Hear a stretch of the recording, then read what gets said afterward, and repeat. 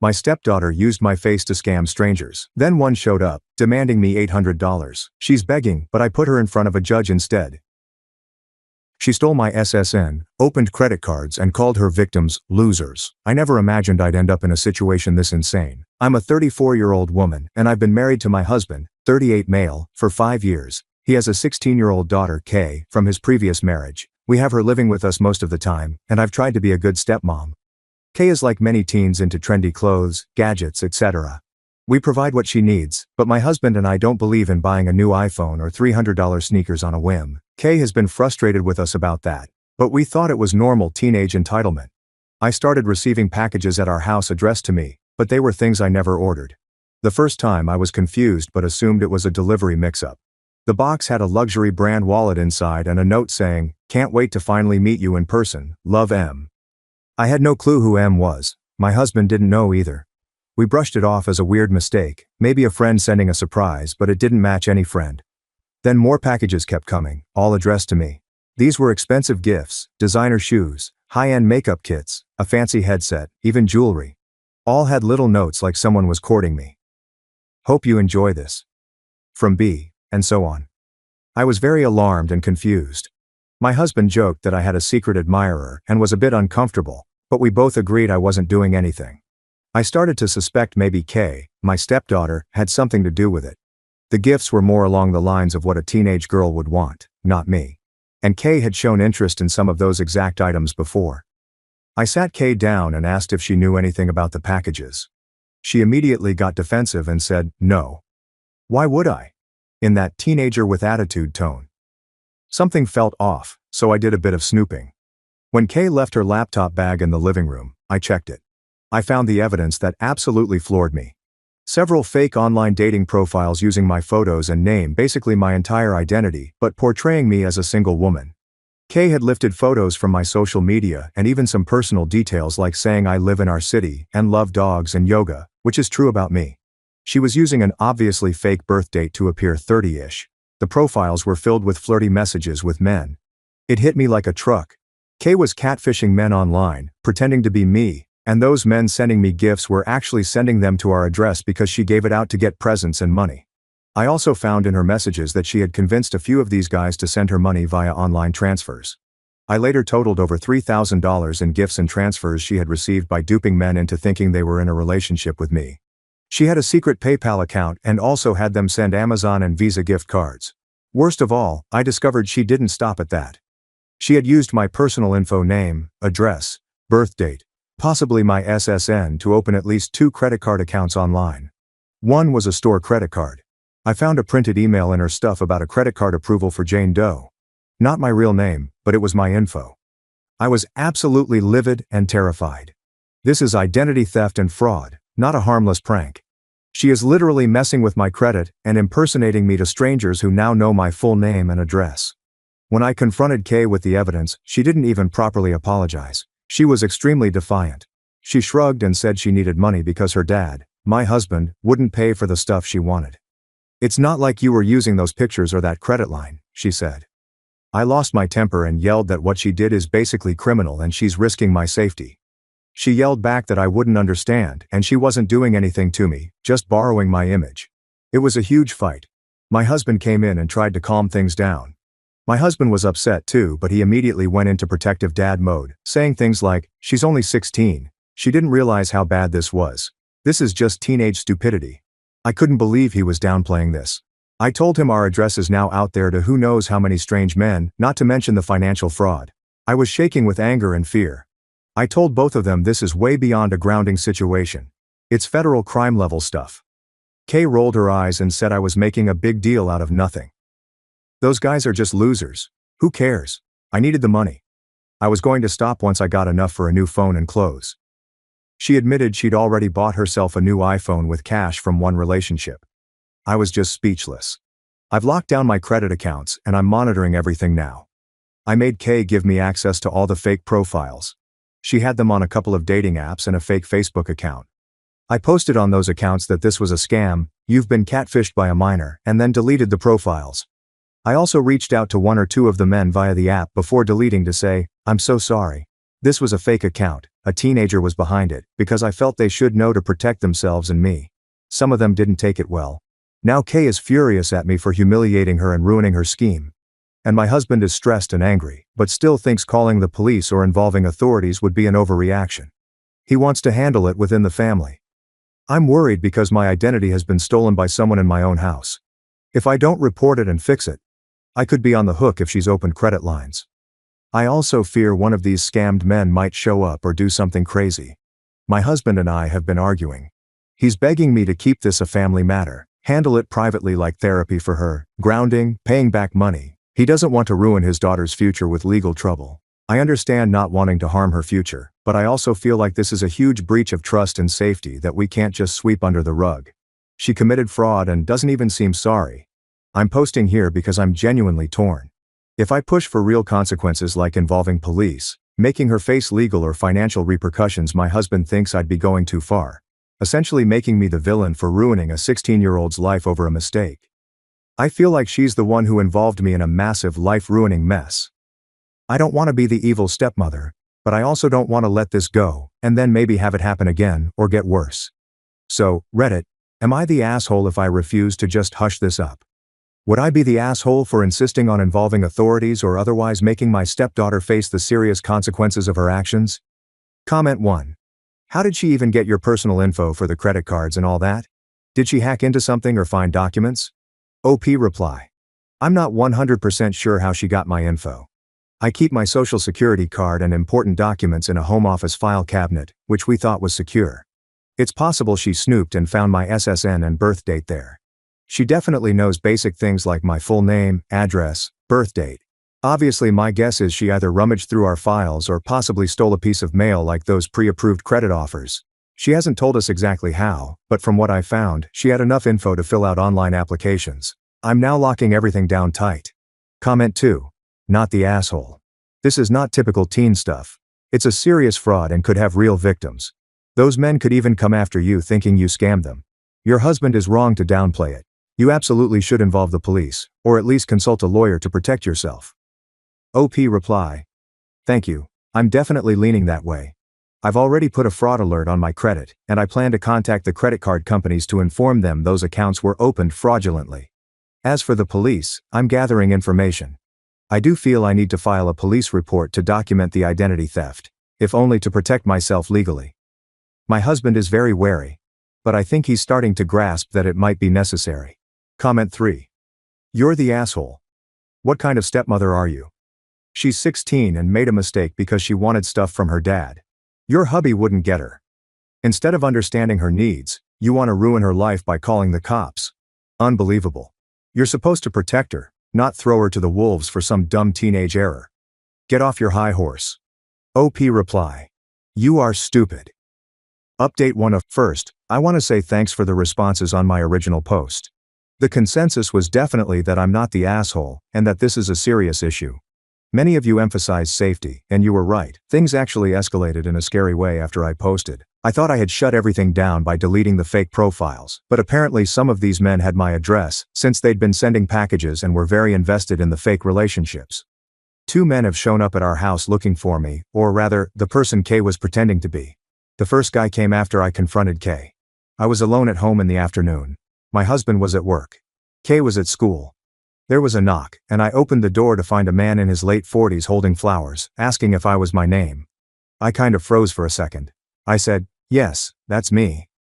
He broke into this huge smile and said he was so happy to finally see me and started saying something like he'd forgive me for disappearing for a day and that I must have gotten his gift.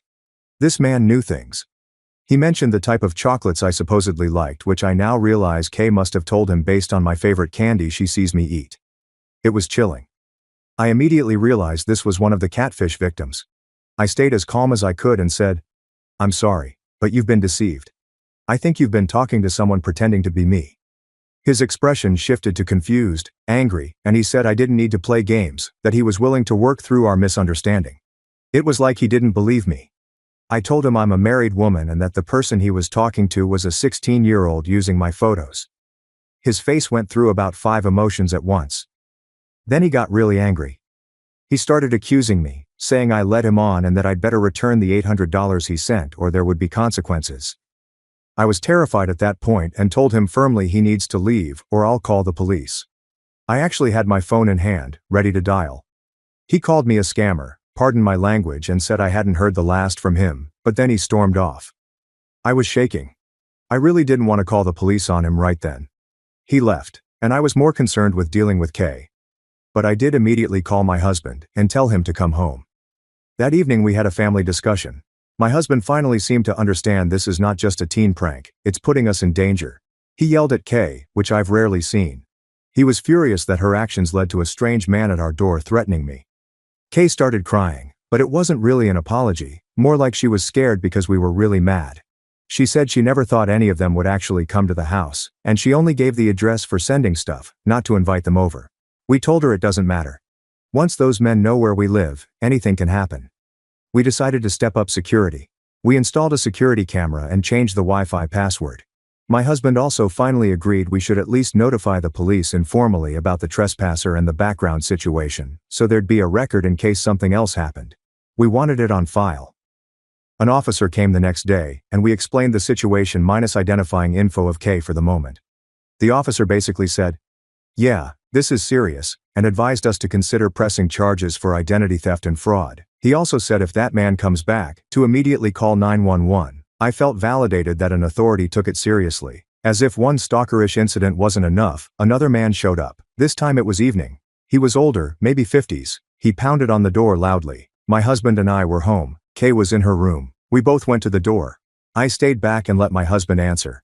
The guy was looking for, essentially me again by my name, saying something like, "I know you're in there." My name. It was horrifying. My husband opened the door with a crack with the chain on and told him he had the wrong situation, that he was scammed online. The man was agitated and kept saying he needed to talk to me. He even said, "I love you. Just come out and talk to me. Why are you hiding from me?" It was beyond creepy. We ended up yelling through the door that if he didn't leave, we'd call the police. We actually did end up calling the police that night because he lingered in our driveway for a while, yelling that I owed him an explanation. By the time officers arrived, the guy had driven off. We gave them our doorbell camera footage. The police were sympathetic and opened an investigation because this was now the second instance of a man harassing us at home due to the catfishing. They took a statement from Kay as well, and she admitted to talking to that guy online under the fake persona. So yeah, now the police are definitely aware. They haven't charged anyone yet, but they have the information. They advised me to consider getting a restraining order if any one individual keeps showing up. I'm hoping it doesn't come to that. Kay has been grounded hardcore, no phone, no internet, no contact with anyone except school and us. We also finally looped in on her biological mom. My husband was initially reluctant to tell his ex, Kay's mom, because he was embarrassed and didn't trust her, but we figured she needed to know what their daughter was up to. The biome's reaction was odd. She was not as shocked as we expected and mostly just said, "I'll talk to her." At this point, my husband is no longer saying, "Just a teenage mistake." He's as alarmed as I am now, especially seeing me get threatened. He did apologize to me for not taking it seriously from the start. We are united on handling this, though we still argue a bit on how far to go. I feel we should let the authorities do their thing. He's more inclined to try and settle with these men by returning money or something quietly. Speaking of which, we actually contacted a lawyer for advice after these incidents. We were advised to not reach out directly to all the men or offer money back, yet that could be seen as admitting liability, but instead to document everything and cooperate with any investigation. The lawyer also said Kay's actions are indeed serious crimes, fraud, and identity theft, but since she's a minor, it would likely be juvenile court if it goes that route. So that's where we are. It's been very stressful and scary. I'm mostly angry at Kay. We're looking into counseling for her regardless of what else happens. This whole thing is a nightmare. I will post further updates as things progress. Right now, we're just trying to keep our family safe and deal with the fallout. Comment 1. That's terrifying. Not the asshole at all. In fact, I'd be scared for my life. Did you or the police manage to identify those men? Are they pressing charges or anything? OP reply. It was extremely scary. The police identified the first guy through the info I gave. I had his first name and some details from when he showed up and from messages I'd seen. I don't know if he's pressing charges yet, but he did file some kind of complaint with the police after realizing the truth. We got a call from a detective asking for a statement. The second guy's identity we also passed on from what Kay told us. She knew his name and city from chatting. We haven't heard if he took any action, but the police are aware of him. At the very least, both incidents are on record. Comment 2. This whole thing is beyond normal teen behavior. Where did she even learn to do something like this? Was her biome any help, or does she have friends egging her on? OP reply. We have been asking ourselves that. We haven't uncovered evidence of friends being involved. It seems like she acted alone online. As for her biome, we did tell her what happened, and her reaction was oddly mild. Kids do crazy things. I'll have a chat with her. That struck me as weirdly nonchalant. I don't want to speculate too much, but I know my husband divorced her partly due to some dishonest behaviors. Not like this exactly, but she had issues with money management and integrity. I'll just put it that way. We're not sure if Kay got the idea herself or if there was any influence. It's possible Kay saw or heard things from her mom that made this scheme seem okay. At this point, we honestly suspect there's more to it and are keeping our eyes open. I'll update if we learn anything concrete about influence from her mom or others. Update 2. I wish I could say things have calmed down, but they haven't. We've had some new developments, including one of the victims threatening legal action, and my husband finally getting hit with the reality of the fraud aspect of the situation. After the 2 incidents with men showing up, we've been in close contact with the police. One of the men, the first guy with the flowers, M, has been in communication with the police and is furious. Through the police, and indirectly through our lawyer, we learned that M is demanding compensation for the money he sent, around $800, as he claimed at the door. He's also talking about suing us, or me specifically, for fraud or emotional distress or something along those lines. Basically, he feels victimized understandably and wants someone to pay.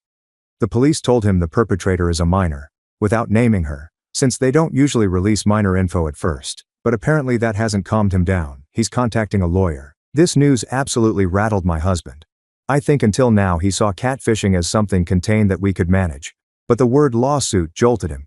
He started panicking about how we could be on the hook for money or get in legal trouble because of what Kay did. I reminded him that I am technically the person this man could try to sue since it was my identity, which is exactly why I'm so upset at Kay. That seemed to get through to him. Like he finally got that Kay essentially framed me as the scammer in these men's eyes. My husband actually said, "Oh God, she basically painted a target on your back." Yes, exactly. Thank you. We sat down with our lawyer, who explained that if the guy sues civilly, it would likely be against my husband and me as the adults, parents, since Kay is a minor. That could mean financial damages. Also, any money Kay got from these men may need to be paid back as restitution. If this goes through criminal court, we're not talking a huge fortune. From what we gathered, she got a bit over $3,000 cash total, plus gifts. But still, it's money we don't really have just lying around to throw at this because of her actions. The lawyer also pointed out something that really made my husband go pale. By opening credit cards in my name, Kay committed clear-cut identity theft and fraud, which are crimes, even as a juvenile. If the credit card companies choose to, they could press charges or at least come after us for the balances. I did catch that early, so thankfully she didn't rack up charges.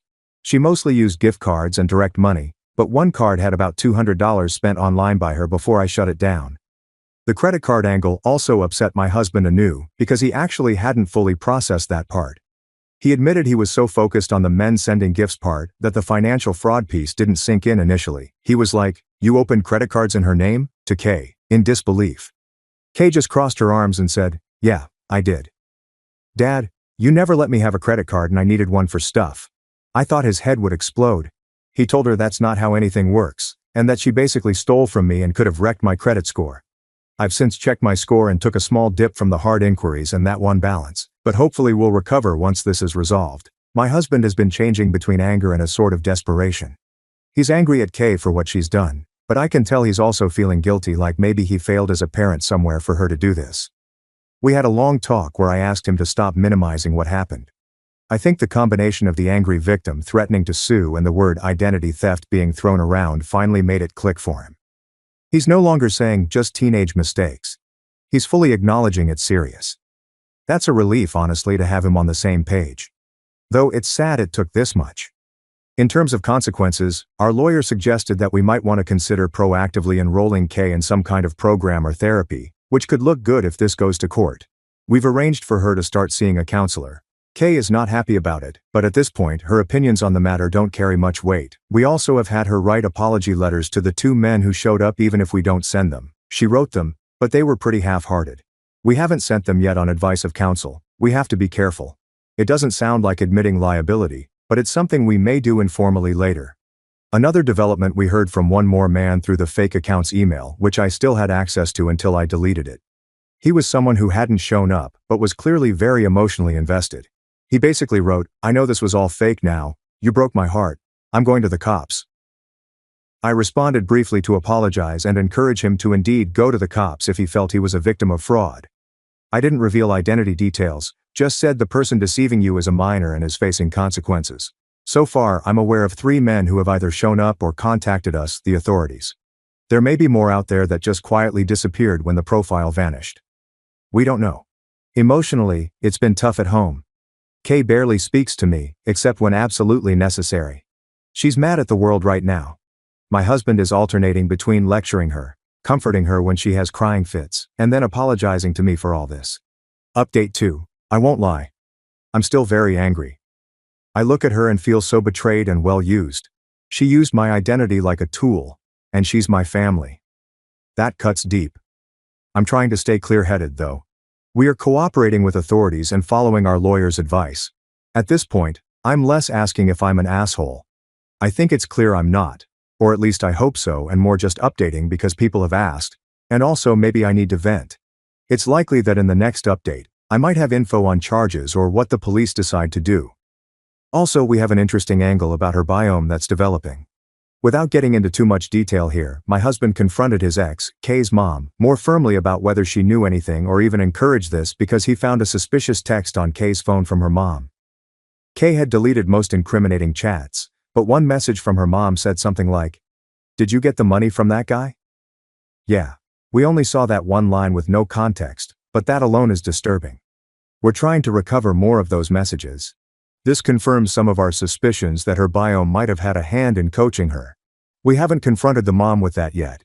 We want to have more evidence, and frankly, it might end up in the hands of police if they investigate that far. So that's where things stand.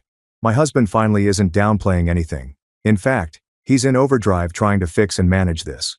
I'm just here shaking my head that this is my life right now. I'll update again when there's more news. Comment 1. Has your husband considered involving CPS or something regarding the mom's influence? OP reply. Regarding her biome. We're still gathering what we can. That one text snippet we saw was very damning. My husband is furious at his ex. We haven't involved CPS or the police about the mom yet because we want more evidence of her involvement first. We did tell our lawyer, and he advised us to save everything and perhaps bring it up to the police once Kay has an attorney if it gets to that point. It's tricky. If her mom truly coached her, then Kay was being actively guided to do this, which is just... I have no polite words for it. We definitely will pursue that angle. Right now, Kay is not going to her mom's house at all. Normally, she might on some weekends, and we insisted on pausing that for the time being. Comment 2. Quick question. Have you managed to return any of the physical gifts or contact those senders, or are you holding on to them as evidence? OP reply. Good question. We have a pile of the gifts that were sent, designer items, electronics, etc. We haven't returned anything yet. Our lawyer suggested holding on to them for now as evidence, and also because some might need to be returned to the senders as part of restitution later. I did photograph and catalog each item, and we have the notes that came with them, which are honestly creepy to read. Now, if any of the guys request their stuff back through the proper channels, we will obviously return them, but we're not directly reaching out to do that on our own at this moment to avoid any missteps legally. It's all documented though. Update 3. It's been an exhausting few weeks, but we have a major development in official police action. My stepdaughter Kay is now facing juvenile charges for what she did. Here's what happened. One of the victims, the first man who showed up, M, followed through and filed a formal police report for fraud. At least one other victim did as well. The police investigation moved quickly, likely because the evidence was not hard to gather. I had saved a lot of the digital proof screenshots of profiles, messages, etc. Plus, we had those incidents of the men coming to the house documented. Officers showed up at our home with a search warrant. Yes, a warrant for Kay's electronic devices. Even though we'd been cooperating, it was still jarring. They took Kay's laptop and the phone we had confiscated from her, which we hadn't allowed her to use anyway. We had already printed out some incriminating conversations from before deleting the profiles, which we also gave them. They briefly interviewed each of us with me and my husband present for Kay's interview since she's a minor. The detective asked Kay straight up about it. I was proud that I had the restraint to stay mostly quiet and let her answer. Kay admitted to a lot of it, but her tone, it was something else. She kind of minimized it by saying things like, "I didn't mean to scam anyone. I was just talking to them, and they wanted to send stuff. I was going to delete everything after a while." The detective didn't buy that, of course. He pointed out that opening credit cards in someone else's name and accepting money under false pretenses is fraud, regardless of intention. Kay then did something that honestly made my jaw drop. She tried to shift the blame onto me. She said, "I only did it because OP wouldn't help me. If she had just helped me a little, I could have told those guys to back off without them going crazy." The detective asked what she meant by help. Kay said something like, "I wanted her to maybe talk to one of them like a phone call or something just to kind of smoothly end it so they wouldn't be mad." But she instead exposed it all and made them angry. She basically implied that if I had played along just a bit, she would have eventually stopped and no one would have gotten hurt or involved the cops. I couldn't stay quiet then. I said, "You expected me to participate in your fraud to help you cover it up?" Absolutely not. Update: juvenile charges and the biome twist. The detective quickly redirected the conversation, but I was fuming. Kay was crying by the end of the interview, but again it felt more like, "I'm in trouble and it's everyone else's fault" tears.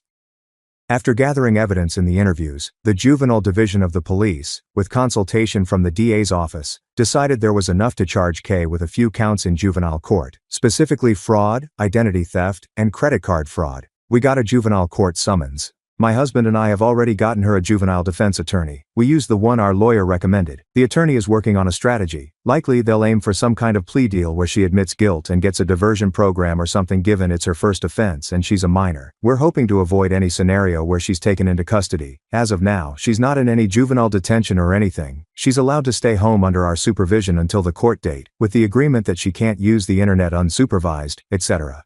When we told Kay about the charges, she had a bit of a breakdown. This was the first time I saw real, genuine fear and regret on her part.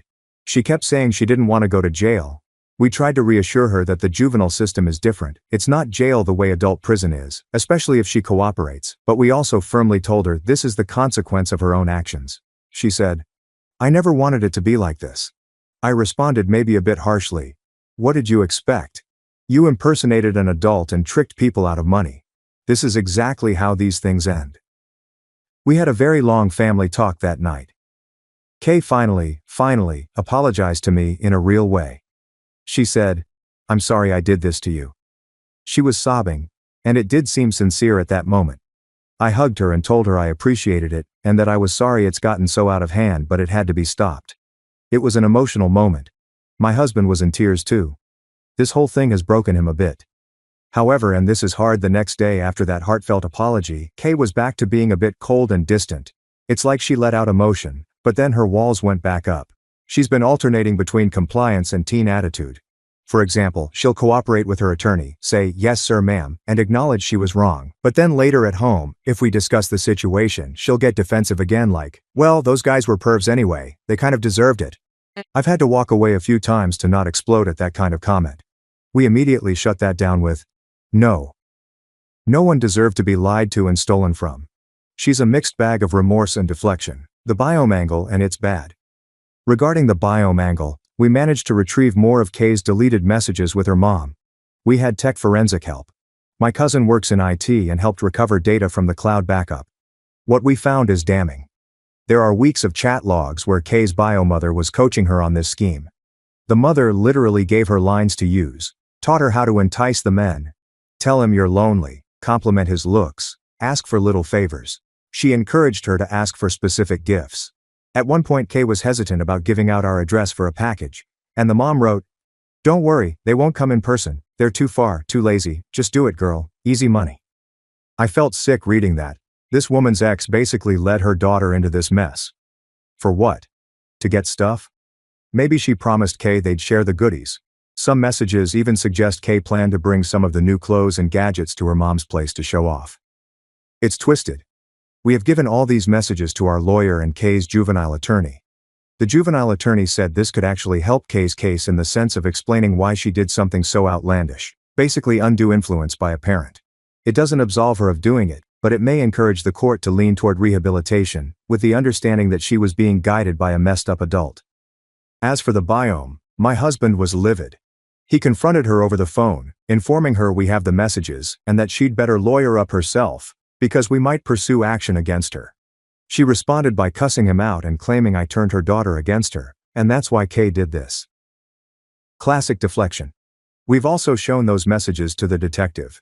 He said it's possible the DA might consider charges against the biome for contributing to the delinquency of a minor or something similar, but that would be a separate investigation. At the very least, family court might need to get involved to adjust custody or visitation. Right now, needless to say, Kay is not allowed to see or communicate with her biomother while all this is pending. That's partly our decision and partly the advice of Kay's lawyer. What's next? There will be a juvenile court hearing. Likely Kay will admit to what she did, with the influence factor presented, and the court will assign consequences. The likely outcomes we've been told to expect are things like restitution, community service, mandatory counseling, probation. Stuff aimed at making her take responsibility and not re-offend, rather than punitive jail time. We're okay with that. We don't want her life ruined, we just want her to learn and make amends. I'll update again after the court hearing and share the outcome. Thanks again for everyone's support and advice. It has helped me stay strong through this. Comment 1. Are the victims getting any restitution or updates through this process? OP reply. We plan on it. At the juvenile hearing, the prosecution will likely bring up restitution. We have the amount roughly that Kay received, and the judge can order her us as her father as guardian to pay that back as part of the outcome. We're prepared to do that to close this chapter, even though it'll hurt us financially. As for updates, I believe the victims who filed complaints will be informed by the DA of what happens. If they want to, they can attend the hearing or give a statement. It's a bit different since it's juvenile court. Often those are closed to the public to protect the minor's privacy, but victims do have rights to restitution and to be heard. So yes, they should get some closure in that sense. We definitely want to repay what was taken from them and have Kay understand that money doesn't just come for free, there are real people on the other end. Update 4, final update. This will likely be the last update, as the core situation has been resolved as much as it can be. A lot has happened. We've been through the juvenile court process, and I have made some decisions about my marriage. Juvenile court outcome. Kay's case went to a hearing in juvenile court. It was closed to the public, but my husband and I were there, of course, and so was Kay's biome. More on that in a second. Kay's attorney had worked out a deal with the juvenile prosecutor. Kay had to formally admit to the charges: fraud, identity theft. Given it was her first offense and the surrounding circumstances, they categorized her case as suitable for a diversion program and probation rather than any detention. The judge was pretty stern with Kay, I have to say. He looked at her and said, paraphrasing, "What you did was not a prank. It was a series of crimes that hurt real people. I've read statements from 2 victims who felt heartbroken and humiliated. I've also reviewed evidence that an adult, your mother, actively encouraged you. That likely saved you from a harsher penalty, because I see a minor who was being led astray by someone who should protect you. However, it does not excuse your behavior. You knew right from wrong enough to hide it from your stepmother and father. You knew it was wrong, and you did it anyway." Kay was tearing up during this, nodding along. The judge's orders were as follows. Restitution. Kay is required to pay back a total of $3,500 to the identified victims, the amount they sent her or spent on gifts that can't be returned. Since Kay obviously doesn't have money, that burden falls on us, her parents, to pay on her behalf. She will owe it to us eventually. We've worked out paying that to the court, which will then disperse to the victims. We did manage to return some unopened physical gifts through the police, which helped reduce the total a bit. Community service. Kay must complete 200 hours of community service. That's quite a lot for a juvenile case, but I think the judge wanted it to be significant. She'll likely be doing work at a local charity thrift store and some community cleanup programs. Probation. She's on probation for 1 year. That means she has a curfew, must meet regularly with a probation officer, maintain good behavior, avoid further infractions, and continue counseling. Counseling. The court mandated she continue with counseling therapy, focusing on decision-making, ethics, and the issues with her mom. She had already started with a therapist we found, and now it's official. She has to stick with it. No contact with co-conspirator. Though they didn't name the mom as a charged party in the juvenile case, the judge explicitly ordered that Kay is to have no contact with her biological mother during the period of probation except via therapists, or supervised if necessary. This was huge. It basically validated that the biome is viewed as a harmful influence. My husband will be going back to family court to get that formalized in the custody arrangement as well. Speaking of the biome, she showed up in court and had the nerve to try and act like Mother of the Year, sitting behind Kay, giving her tissues, etc. She even tried to speak at one point, but the judge shut her down, saying it wasn't her turn to speak since she wasn't a party or attorney. The judge did address her indirectly, saying something like, "Any parent who encourages a child to commit fraud is doing egregious harm." She just kept a scowl on her face after that. She left without talking to us. Honestly, I hope she does face charges of her own eventually. We handed over all the recovered communications to the prosecutor. Whether they pursue something against her, I don't know, but at least it's documented in the case file. The state of things at home and my marriage. That brings me to where things are at home now, and the part I know some folks were curious about, my marriage. This entire experience has put a spotlight on some deep-rooted issues between my husband and me. Now that the urgent crisis is over, I had to reevaluate my feelings.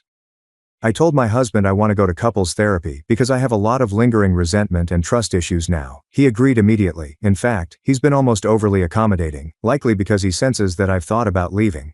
To be perfectly transparent, I did consider divorce. When I wrote my last update, I was very close to thinking our marriage might not survive. My husband's initial minimization of the problem and his general conflict-avoidant approach with Kay really hurt our relationship. I told him that. I said I felt unsupported and even betrayed at first when he wanted to sweep it under the rug. He in turn broke down and apologized, saying he was in denial, scared, and that he knows he handled it poorly. He seems genuinely remorseful and is trying to make amends. At this point, I haven't made a final decision to stay or leave. What I've decided is to give it a chance with therapy to see if we can rebuild because aside from this catastrophe, we do love each other and have built a life. It's not easy to throw that away. But I made it clear. If he ever disregards my safety or instincts like that again, I'm gone. And if I can't truly forgive him after some time, I'll also be gone. He said he understands completely and will do whatever it takes. I realize this whole saga might sound dramatic, but I've tried to present it factually, not like a soap opera. It's been a nightmare, but at least now there's a path forward. I want to say thank you to everyone who read through this and offered perspective. Even the tough love comments, and the one or two calling me an a-hole, gave me a lot to think about.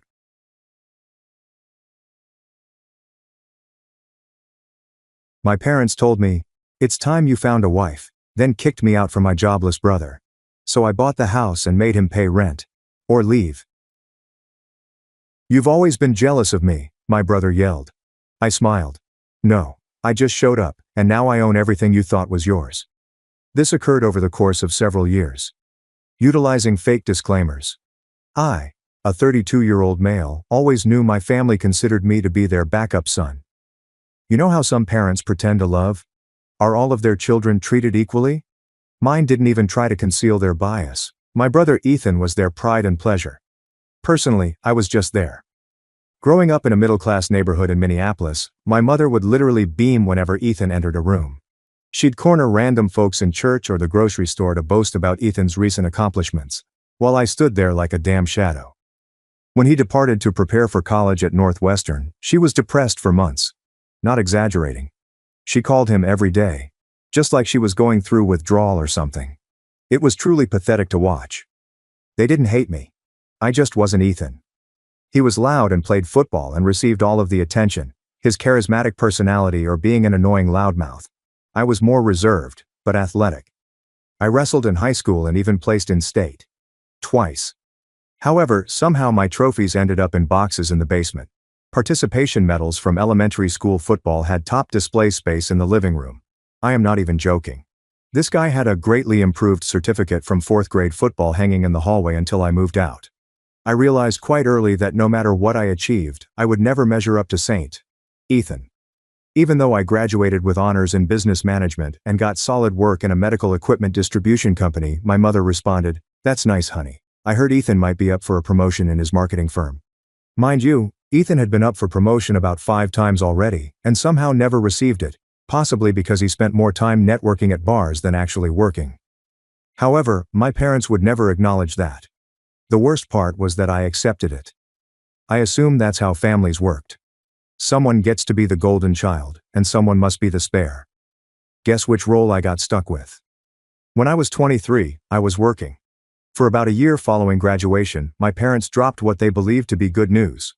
They were going to retire. Mom had me jumping between random part-time jobs. I I worked at apparel businesses for years, and Dad was done as an insurance adjuster. Their great plan? I'd move back home to assist until Ethan had kids. Then they'd relocate to Colorado to be near him. Let's fast forward. Ethan and Lena still hadn't produced the grandchildren they were desperate for. Indeed, he was really struggling. He and his wife struggled to pay their payments in Denver. I hadn't seen him since I think it was 2 Christmases ago, and he spent the entire weekend complaining about his condominium, his boss, and pretty much his entire existence. He wore fancy clothing he could not afford. He would show up in these $300 jeans and new watches, grumbling about how the system was keeping him down. He scarcely acknowledged me, treating me as if I weren't family. The dog was only there for the background noise. Meanwhile, I was holding everything together. I had worked my way up to regional sales manager, which began paying rent to cover their expenditures. I took care of the house and yard. Everything. I even renovated their bathroom and constructed a balcony in the backyard with my own 2 hands. Put in these composite boards that do not splinter or decay. Did all of the railings. I am the whole 9 yards. My life wasn't ideal, but it was reliable. I had a good bunch of mates and played in a recreational hockey league. I dated when I had the time. But no matter what I did, my mother continued to discuss Ethan as if he were God's gift to humanity. When I closed a significant account, increasing my commission by thousands, Mom responded by asking if I could lend Ethan money since he was going through a hard stretch, the roughest. Having leased a BMW, he couldn't afford it and was now scared about the payments. But this wasn't the first. It was perhaps the 5th time they had asked me to bail him out. Every family gathering, it was the Ethan show. If he bothered to call in on holidays, everyone would crowd around the phone as if the president was on the line. If he deigned to visit, my folks would stay weeks preparing, getting his favorite foods, tidying his previous room like the Queen was coming to stay. On my birthday, Mom would make a boxed cake. On Ethan's birthday, she would spend 3 days cooking all his favorites and invite the entire extended family. Then everything went to Ethan. He lost his job. He and Lena were already living together, living paycheck to paycheck, maxing out credit cards to preserve their picture. They were completely screwed.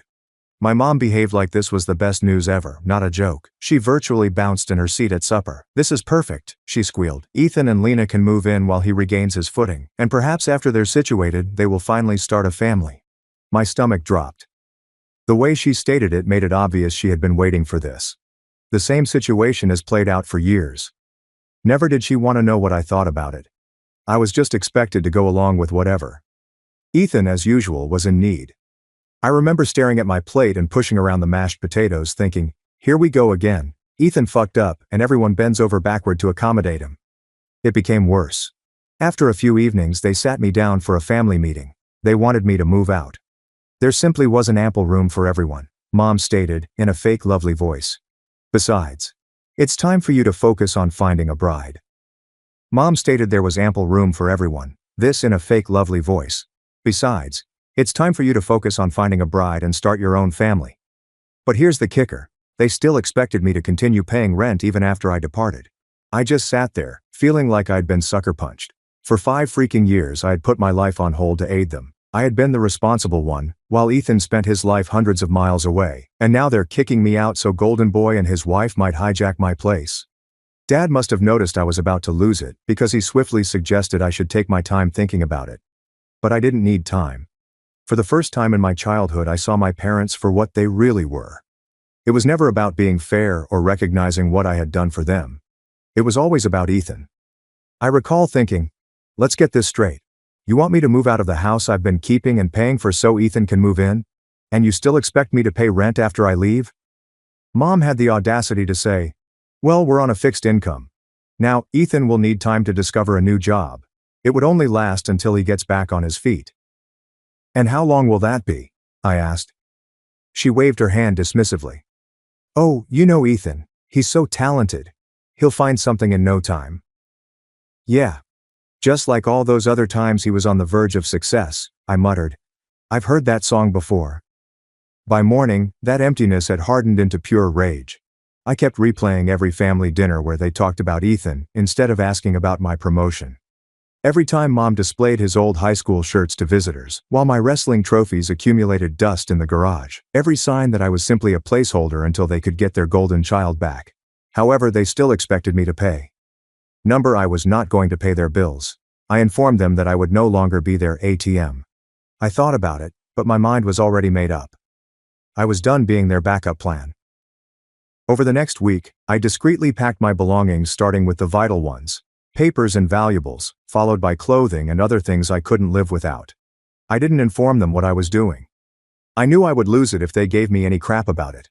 I had gathered a lot of stuff over the years. Weights, equipment, publications, all the garments, everything had to be cataloged. I packed carefully. I had built a wonderful set of tools that worked on the house, and I wasn't going to leave them behind for Ethan to pawn the moment I was gone. I carefully packed my grandfather's antique toolbox, the only actual inheritance I'd gotten in this family, and made sure every socket and wrench was accounted for. While packing, I was also looking for a new place. I'd been paying for a place to live a significant portion of their mortgage, so I figured I could afford my own. I found a decent place in under 15 minutes. Close to work, good layout, 2 bedrooms. There was also a balcony where I could barbecue. Most importantly, it was mine. I signed the lease on a Thursday and scheduled the move over the weekend. My parents assumed I was still thinking about their proposal. Little did they know, I was methodically distancing myself from their life. Leaving that night was intense. I waited until after midnight, partially because it felt like a prison break, and partly because I couldn't handle their queries or guilt trips. I had already transferred most of my belongings over the past few days. I told my folks I was rearranging. They noticed boxes vanishing. This last trip was for my bed, the rest of my clothing, and my gaming setup. I left my house keys on the kitchen counter with a simple note. I found my own place. Don't approach me about rent. Simple. Everything we do is straightforward and direct. The relationship was not. I loaded the last of my belongings into my truck and drove away without looking back. The following morning, I blocked both my parents and Ethan on literally everything. Phone, email. I didn't even want to use social media, including LinkedIn. He tried to contact me through work connections. For the first time in years, I felt liberated. That first week in my new house was like walking into a new life. I could leave my exercise bag on the couch without mom complaining. I could come and go without explanation. I even started meal prepping properly and got back to my training schedule without interruptions. I set up my weight bench in the second bedroom. I got all of my protein and vitamins organized in the kitchen.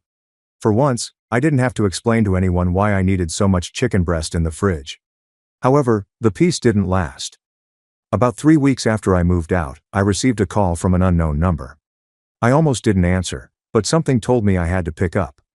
It was my Uncle Tom. Tom and Dad had a competitive relationship since they were children. Unlike my father, Tom did not fuck. He had always been honest with me, and I respected that. He was the one I learned how to change my oil and fix a faulty faucet from, when Dad was too busy watching Ethan's high school games. "Noah, what the hell, man?" he asked. "You've just disappeared from your parents. They're about to lose their house." "What?" I was extremely surprised. "What are you talking about?" That's when Tom dropped the bombshell. It turned out Ethan had been jobless for 6 months, not just a few weeks like Mom claimed.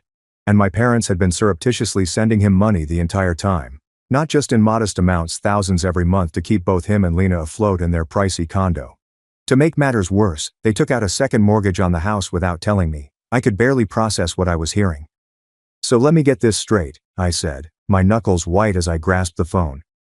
"They borrowed against the home without telling me, then expected me to continue covering their mortgage while they kept helping Ethan and Lena?" "That's right," Tom agreed. "And now they're worried because if they continue to miss payments, they might lose their house. You need to step up and fix this, Noah." I laughed. Actually, I laughed. "Fix it? Why is this my responsibility?" "They're your parents, Noah," Tom snapped. "Family takes care of each other." "Really? Where was Ethan when they needed assistance? He's been bleeding them dry for years. I've been the one keeping a roof over their heads." Tom went silent. He knew I was right. "Look, Tom, I appreciate the call, but this is not my problem. They chose Ethan like they always do. Now they can deal with the repercussions." After hanging up, I sat there in astonishment as the truth sank in like a stone. All the times they said they were a touch tight this month, when I asked if I might chip in more for utilities, it wasn't because their retirement wasn't going far enough. It was because they were funneling funds to Ethan behind my back. While I was working overtime to make ends meet, they were enabling Ethan's careless lifestyle, a betrayal that cut deep. Truly hit deep. For days, I attempted to process everything.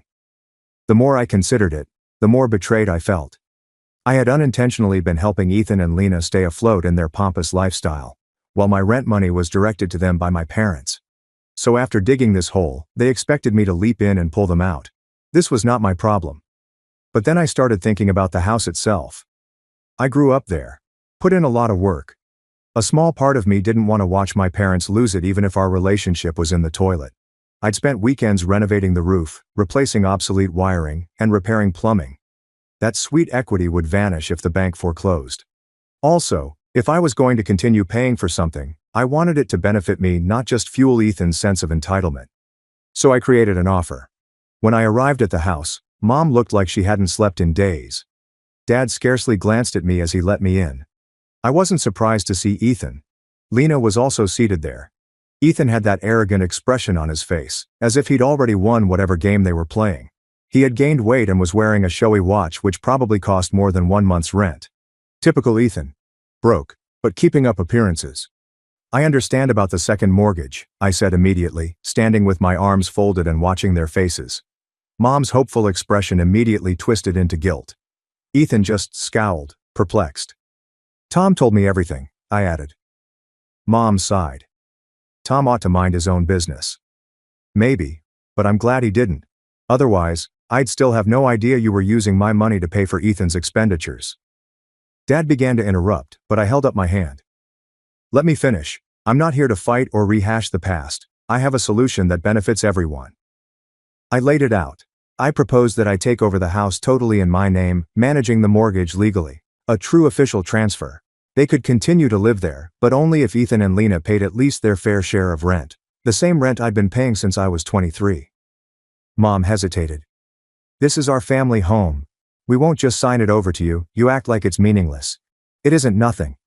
I responded, keeping my voice stable. It's your chance to keep it instead of losing the entire house. Currently the bank owns more of it than you do. If you continue to miss payments, they'll take it back. This is your best shot. Ethan jumped in. You can't just walk in and take something that doesn't belong to you. This was supposed to be my inheritance, he said, his voice rising with every syllable. You've always been jealous of me trying to outdo me. Now you're using Mom and Dad's situation to steal what should be mine. I laughed right in his face. Your inheritance, Ethan? You've scarcely stepped foot in this house in 10 years. I've been here looking after Mom and Dad and paying the bills, while you've been living your life 3 states away and bleeding them dry. His face turned red, but he had no comeback. He just sputtered about how I didn't understand his situation and how the job market was terrible right now. Rich, coming from a guy who'd had 5 different jobs in the last 3 years, none of which he'd held for more than 6 months. I'm not trying to steal anything, I said calmly but firmly. But I'm not going to keep putting money into a sinking ship without expecting anything in return. If you want to stay, you need to contribute. Otherwise that's fine, but I won't pay for you to stay here for free while I struggle on my own. The room went silent. Eventually Dad spoke. We'll think about it. I nodded. Take as much time as you need, but remember the bank won't wait.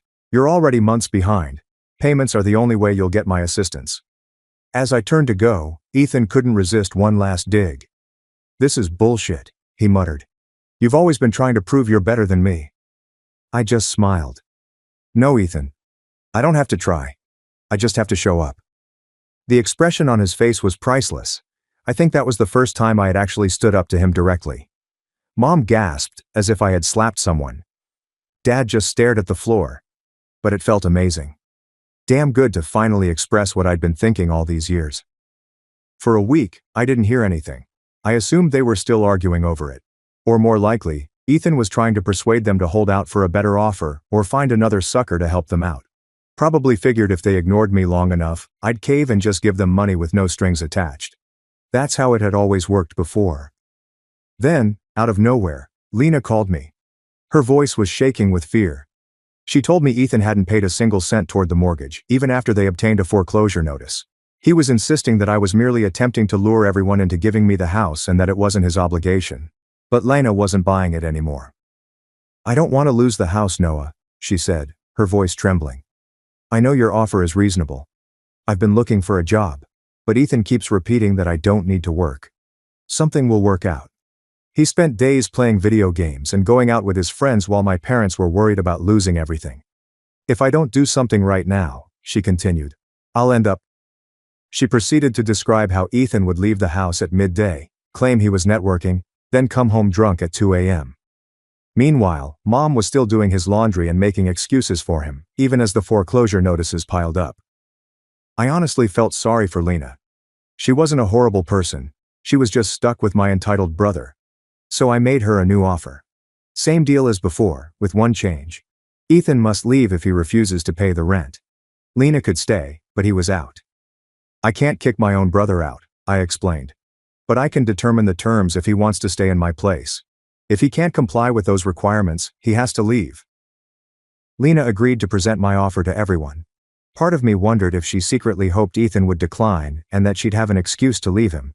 The next meeting was a complete shit show. As soon as I mentioned rent, Ethan completely lost his mind.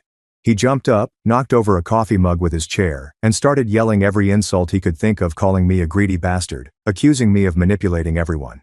He even got in my face and tried to intimidate me, but I stood my ground. I had been dealing with his temper tantrums our entire lives. I wasn't about to back down now. You think you're so much better than me? He roared, his face inches from mine. You've always been jealous because Mom and Dad love me more. That's what this is about, isn't it? You're still that poor little boy who couldn't handle not being the favorite. I didn't take the bait. This isn't about who's the favorite, Ethan. This is about responsibility. You had a free ride your entire life, and now the bill is due. He spat. Fuck you, I don't need your help.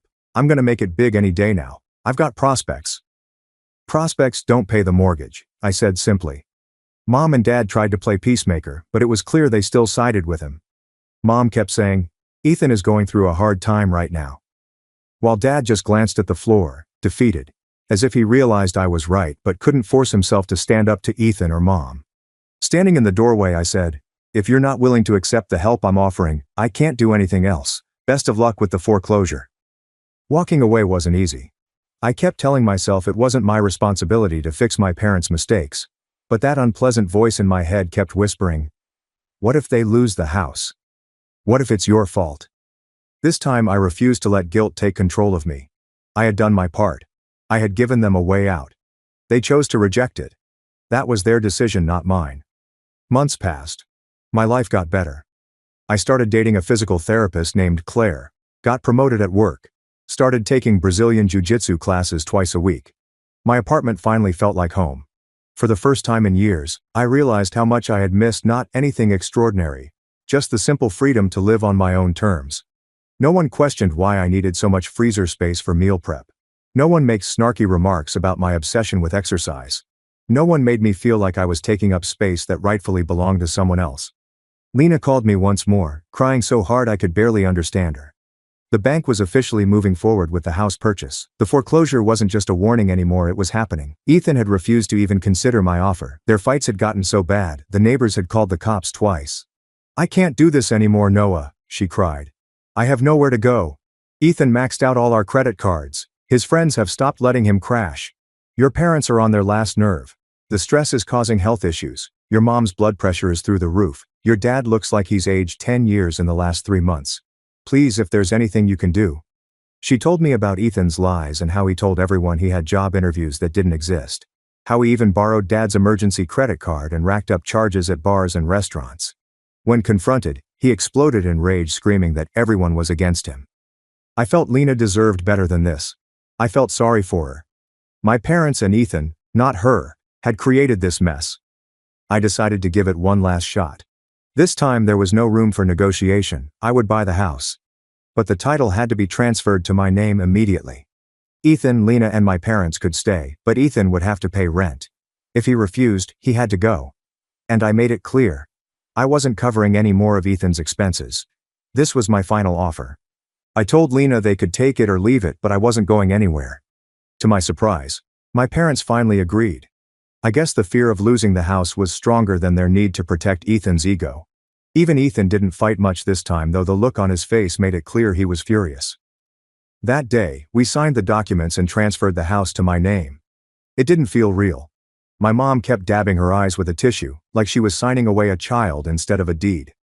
My dad just looked at the house with slumped shoulders, signing where the lawyer pointed without reading the docs. Ethan wasn't there. Couldn't bother to show up for something this important. Typical. Just like that, I bought the house I grew up in. The house I'd been helping pay for since I was 23. The house that was supposed to be my inheritance someday. Someday had finally arrived. But not the way any of us imagined. I had always disliked him. Mom slumped in cries and wails about how her family was being torn apart. Dad simply sat at the kitchen table, looking blankly ahead. My folks were outraged. They accused me of being heartless, of leaving my family when they needed me most.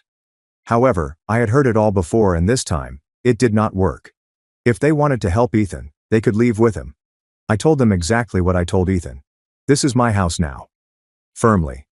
I had given Ethan additional chances.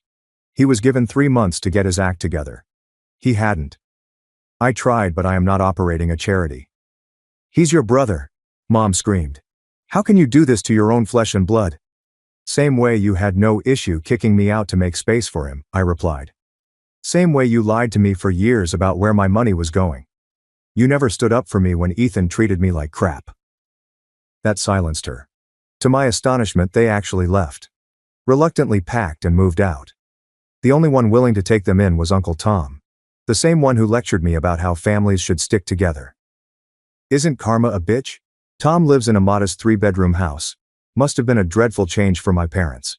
Mom and Dad had to get part-time jobs at a hardware store just to pay their bills. Ethan, of course, went with them. He believed he was somehow the victim in all of this.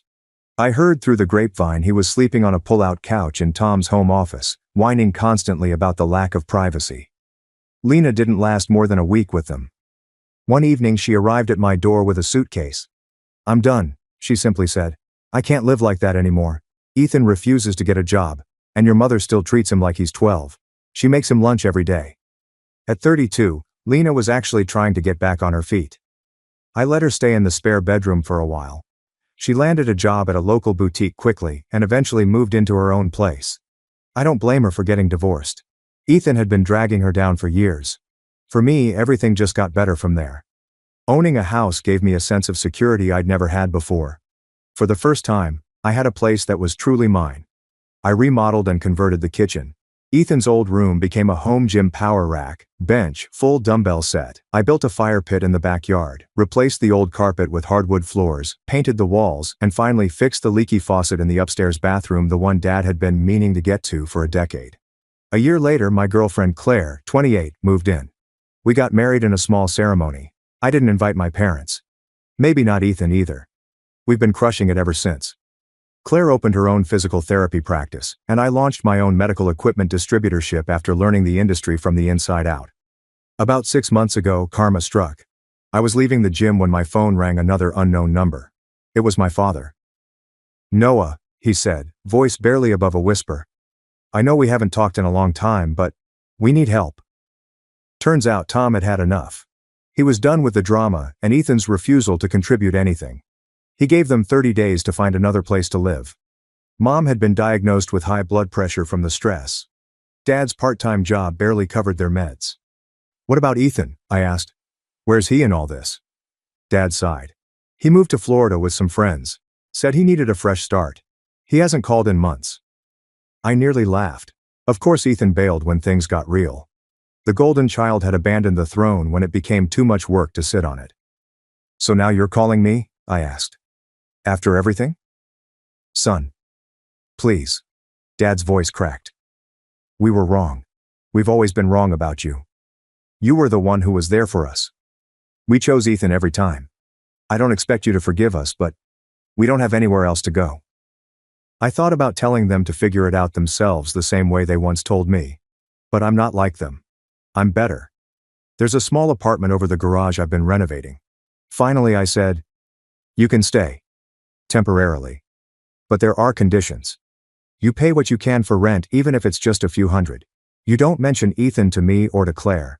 And you openly acknowledge that you were wrong. There was silence on the other end. Thank you, Noah, Dad said. I don't deserve it, but I appreciate it. They moved in last month. It's been awkward. Mom cried when she saw all the renovations I'd made to the house. Dad actually shook my hand and looked me in the eye for the first time in years. They've been walking on eggshells. It's a complete reversal from how things used to be. Last week I overheard Mom on the phone with one of her church friends. My son Noah runs his own business now, she said with that same proud tone she used to reserve only for Ethan. He was always the responsible one. It shouldn't matter, but somehow, it does. Mom's been trying to make amends in her own way. Brings over dinner sometimes. Offers to help Claire with the garden. Dad's been more straightforward. He actually sat down with me last weekend and apologized. He said he was always proud of me, he just didn't know how to express it, that he had let Mom's obsession with Ethan define our family dynamic for too long. In many ways, it's too little, too late, but it's something. As for Ethan, the last I heard, he got fired from a bartending job in Miami. He was begging Mom for money again. She told him she couldn't afford it anymore. Baby steps, I suppose. 2 weeks ago, I received an email from Ethan, just one line. "I hope you're happy now, you turned everyone against me." I didn't respond. There was nothing left to say. Sometimes I wonder if I was too harsh.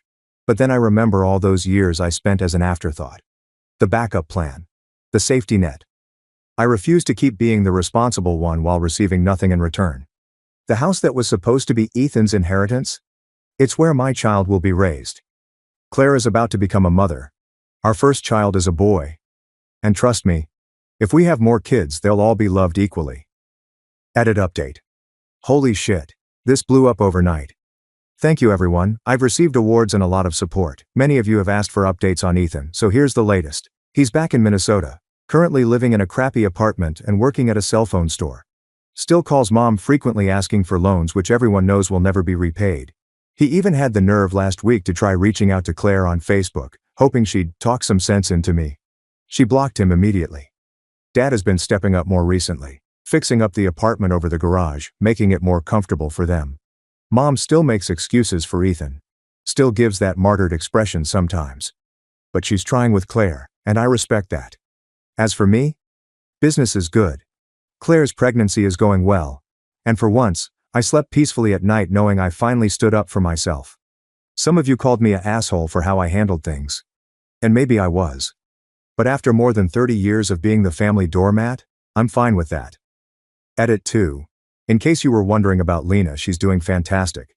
She's got her own house, started taking classes at the community college, and is dating a good guy who actually has a job. We still grab coffee occasionally. She's genuinely becoming friends with Claire, which is a plot twist I didn't expect, but honestly, it's kind of wholesome. And yes, I did change all the names in this story. Not that Ethan would read anything longer than a tweet, but still, safer. My relatives mocked me as washer girl, at 17. 1 year later, I exposed their $4.3 million scam, got their mom arrested, and took over the business. Okay Reddit, this is going to be a long one. I, 19, female, need to write this down, 'cause honestly, my head's been spinning with everything that's happened. Really never thought I'd be sharing my life story here, but whatever. Here goes. It all started when my dad got diagnosed with cancer. I was 14, just starting high school, thinking my biggest problem was going to be algebra or something. Dad had been feeling tired for a while, but we thought it was just work stress, you know? Then one regular Tuesday after school, Mom sat me down in our kitchen and told me he had stage 4 pancreatic cancer. The next 6 months were like watching a movie of someone else's life. Dad got super sick super fast. Lost all his hair, lost so much weight. His favorite Chicago Bears jersey looked like a tent on him. He tried to keep joking around, still helped me with my math homework, even when he could barely sit up. The last thing he said to me was, "Don't let your mom's cooking kill you before I get back," when they took him to the hospital for the last time. That was just so Dad. Always trying to make me laugh. He died on a Thursday. I remember because it was supposed to be pizza night.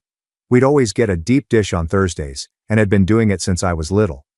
Instead, I was sitting in a hospital waiting room with those stupid flickering fluorescent lights, watching my mom cry into her phone while telling our relatives. I thought that was going to be the worst part of my life.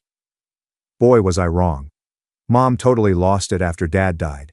Started dating 2 months later. Said she needed to feel alive again or whatever.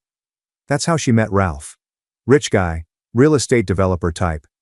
He started coming around all the time, bringing Mom fancy gifts, taking her on weekend trips. I tried to be happy for her. I really did. Dad wouldn't want her to be sad forever, right? But then she married Ralph less than a year after Dad died. Didn't even tell me they were engaged. I found out when she told me to try on a junior bridesmaid dress she'd already bought. The wedding was at some fancy country club in Newport Beach.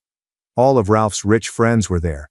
looking at us like we were some charity case Ralph had adopted. I spent most of the reception hiding in the bathroom, trying not to cry. That's when everything really changed. Mom and Ralph moved into his massive house in Newport Beach. We're talking about one of those places with a pool and a tennis court. But guess what?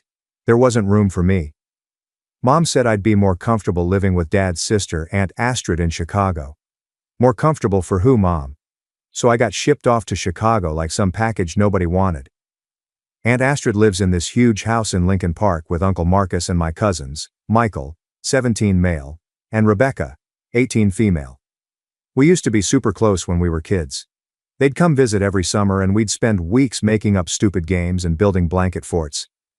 But man, everything was different once I actually moved in. Suddenly I wasn't their fun summer cousin anymore.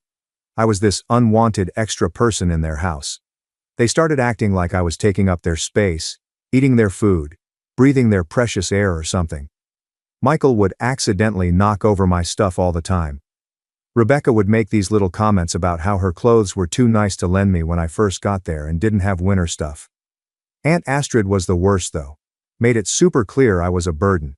Started charging me rent, even though I was still in high school. Who even does that? The really messed up part. Mom just stopped calling. Like completely. She'd send money sometimes, not enough to actually cover the rent Aunt Astrid charged, but that was it. When I tried calling her, she was always too busy with her new life. Too busy at yoga. Too busy at charity events. Too busy to talk to her own kid. I'd see pictures on Facebook of her and Ralph on vacation in Europe, at fancy parties, living this whole other life where I didn't exist. She even archived all our old family photos, the ones with Dad and me. Said they didn't match her new profile aesthetic. Like I was just some old furniture that didn't go with her new decor. I started having these dreams.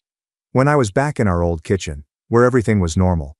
Then I would wake up crying in this weird bedroom at Aunt Astrid's house, staring at these fancy wallpapers that cost more than my whole wardrobe. Feeling like I'd lost both parents instead of just one. So after that first month at Aunt Astrid's, she hit me with this rent increase because of property taxes or whatever. I'm like, I'm 15, but okay. Guess I need a job. That's when my cousin Rebecca, oh so helpfully, tells me about this 24-hour laundromat that's hiring in what she calls the sketchy part of Chicago. It's this run-down building, wedged between a closed-down doll store and this super sus phone repair shop that I'm pretty sure never actually repairs any phones. The owner, this old guy named Jerry, takes one look at me and goes, "You're way too young to work the midnight shift." But then I told him I could start that night and wouldn't complain about the pay, and suddenly my age wasn't such a big deal anymore. So my life became this crazy schedule that honestly still gives me anxiety thinking about it. Midnight to 6 a.m. at the laundromat, where I had to deal with the weirdest people you can imagine. The worst part wasn't even the weird customers, it was how cold that place got. The heating barely worked, and Chicago winters are no joke. I'd wear like 3 hoodies just to survive my shift. Never put that in the job description, did they? But one job wasn't enough to cover Aunt Astrid's rent, plus basic stuff like, food and school supplies. So I also started working at this gas station called Quick Stop from 4 p.m. to 10 p.m. This is where my dear cousins decided to make my life extra fun. See, Quick Stop was right by their fancy private school, where tuition probably cost more than I made in a year. Michael and his friends thought it was hilarious to come in during my shifts and just trash the place. They'd knock over the chip displays I just organized, spill their Slurpees, accidentally all over the floor, leave opened bags of beef jerky everywhere. Rebecca was worse though. She was sneakier about it. She'd come in with her cheerleader friends, and they'd do this thing where they'd talk super loud about me like I wasn't there. Oh my God, can you imagine having to work here? Like I'd literally die. Or, ew, look at her uniform. It's so polyester. Then they'd take these awful pictures of me trying to clean up their messes and post them on their social media. The school stuff got bad too. I was going to the public high school nearby, and somehow Rebecca made sure everyone there knew about my jobs. People started leaving quarters on my desk for laundry. Someone stuck a name tag on my locker that said "Washer Girl." Real creative, guys. Thanks. I was basically sleeping through all my classes, 'cause who can stay awake when you're working from midnight to 6 a.m., trying to do homework from 7 a.m. to 2 p.m., then working again from 4 p.m. to 10 p.m. My grades started dropping. Teachers kept asking if everything was okay at home. I just told them I was adjusting to the move. The only good thing about the laundromat job was this homeless guy named Pete, who'd come in most nights. He wasn't like the other weird customers. He showed me how to fix the quarter machine when it got stuck, and taught me which customers were okay to let slide when they were a quarter short. One night Pete tells me, "Kid, you're living life on expert mode right now." Made me laugh for the first time in weeks. He disappeared when winter hit. I still worry about what happened to him sometimes. Uncle Marcus owned the building, but I never saw him there. He had this property management company handle everything. Sometimes I'd see these fancy cars driving real slow late at night. Later found out he'd send people to check on the place. Guess he was watching me more than I knew. Meanwhile, Mom's sending these random texts like, "Hope you're doing well," but never actually picking up when I called her. Instagram was full of pictures from yacht parties and charity galas. Must be nice having so much time for charity when your own kid's working 2 jobs to survive. Aunt Astrid kept finding reasons to raise the rent. Utilities went up. HOA fees increased. "Your room is prime real estate." Like, yeah, I'm sure that converted storage room in the basement with the weird mushrooms growing in the corner is really prime Chicago real estate. I started hiding cash in this old teddy bear Dad gave me before he died. Had this whole plan that once I saved enough I'd get my own place. But every time I got close to a decent amount, something would come up. School fees, winter boots when my old ones fell apart. That time Michael accidentally backed his car into mine, and I had to pay for repairs myself. But the final straw came one day when I came home from my gas station shift and found my room completely torn apart. The bear was ripped open, stuffing everywhere. And guess what? All my savings, gone. Rebecca swore she was just cleaning and had no idea about any money. Yeah, right. That same week, Aunt Astrid comes down to my basement room and tells me rent's going up again. Not just a little, we're talking double. Said something about property values in the area increasing. I did the math and realized even with both jobs I couldn't afford it anymore. But here's the thing. I'd been taking classes at this community college nearby. Nothing fancy, just basic requirements, trying to get ahead while still in high school. The counselor there said I could maybe get financial aid if I took more classes. That meant I had to make a choice. Keep paying Aunt Astrid's crazy rent, or try to get an education. So I picked education. Didn't really have a plan, I just knew I couldn't stay there anymore. Packed up what could fit in my Toyota. The car had these weird rust spots all over it and the heat only worked if you kicked the dashboard in exactly the right spot. But it was mine. First night sleeping in that car was actually kind of peaceful. Parked behind the laundromat. Used my work keys to sneak in and use the bathroom. Had this whole setup. Reclined the driver's seat all the way back. Used my work backpack as a pillow. Layered like 5 blankets I'd borrowed from the lost and found box. Thought to myself, this isn't so bad. Then winter hit. Real Chicago winter. The kind where your spit freezes before it hits the ground. My car's battery started dying because of the cold, so I couldn't run the heat much. The hardest part wasn't even the cold, or the lack of sleep. It was trying to look normal at school. Like try explaining to your chemistry teacher why your homework's all wrinkled and smells like laundry detergent. Or why you're wearing the same 3 outfits over and over. The school counselor kept trying to talk to me, but what was I going to say? Oh yeah, I live in my car, but don't worry, it's parked in a really nice alley. Then my dear cousin Michael decided to play detective. Guess he got suspicious about why I wasn't around the house anymore. Followed me one night after my laundromat shift. Next day, their TikTok had this whole video series called, My Homeless Cousin, a Documentary. They filmed everything. My frost-covered windows, me trying to study using the light from the laundromat sign. Even catching me changing clothes in the back seat once. The videos went viral in their rich kid circle. People started driving by the laundromat at night, honking their horns, throwing stuff at my car. The cops started coming around more too. Every couple of nights, there'd be a knock on my window. Can't sleep here, miss. So I'd drive around until they left, then come back. Spent a lot of nights just driving in circles, watching my gas gauge get lower and lower, praying I'd have enough to get to work the next day. You know what's weird though? I started noticing this black SUV parked across the street some nights. Always in a different spot, but always there. Tinted windows. Engine running. First I thought it was cops or maybe some creep, but they never bothered me. Just sat there like they were watching. The temperature dropped to -5 degrees Fahrenheit one night. The kind of cold that makes your eyes hurt. My car wouldn't start. The phone was dead, and the laundromat was closed for repairs. Thought, well, this is it. This is how I die. They're going to find me frozen like those rats in the alley. Wrapped myself in every piece of clothing I owned and tried to think warm thoughts. That's when someone knocked on my window. I looked up, and there's Uncle Marcus, standing in the snow like it's totally normal to be out at 2 a.m. in Arctic temperatures. He just goes, "I think we need to talk." Turns out the black SUV, that was his. He'd been watching me through the laundromat security cameras for weeks, sending people to check on me. Said he wanted to see what I was made of. Who does that kind of messed up test? But honestly, at that point I was too cold to care about his weird teaching methods. So there I was, basically turning into a human popsicle in my car, and Uncle Marcus is just standing there in his expensive wool coat, looking at me through the window. I'm thinking he's going to lecture me or call the cops or something. Instead he says, "My office has better heating." Like this is some totally normal situation. His office was this small room above the laundromat I'd never been in before. Turns out he had this whole private space up there. Desk, mini fridge, coffee maker, even a little bathroom. While I'm defrosting my fingers around this cup of actually good coffee, he just sits there watching me like he's trying to solve a puzzle. Finally he goes, "You know, your dad and I used to sleep in a car too." Which, what? I almost dropped my coffee. See, I'd always known Uncle Marcus as this crazy rich real estate guy who wore suits that probably cost more than my car. But then he starts telling me this story I never knew. Apparently he and my dad grew up super poor.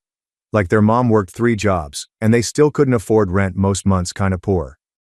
Uncle Marcus pulls out his phone and shows me this ancient photo of 2 skinny teenagers sitting in a van, eating beans straight from the can.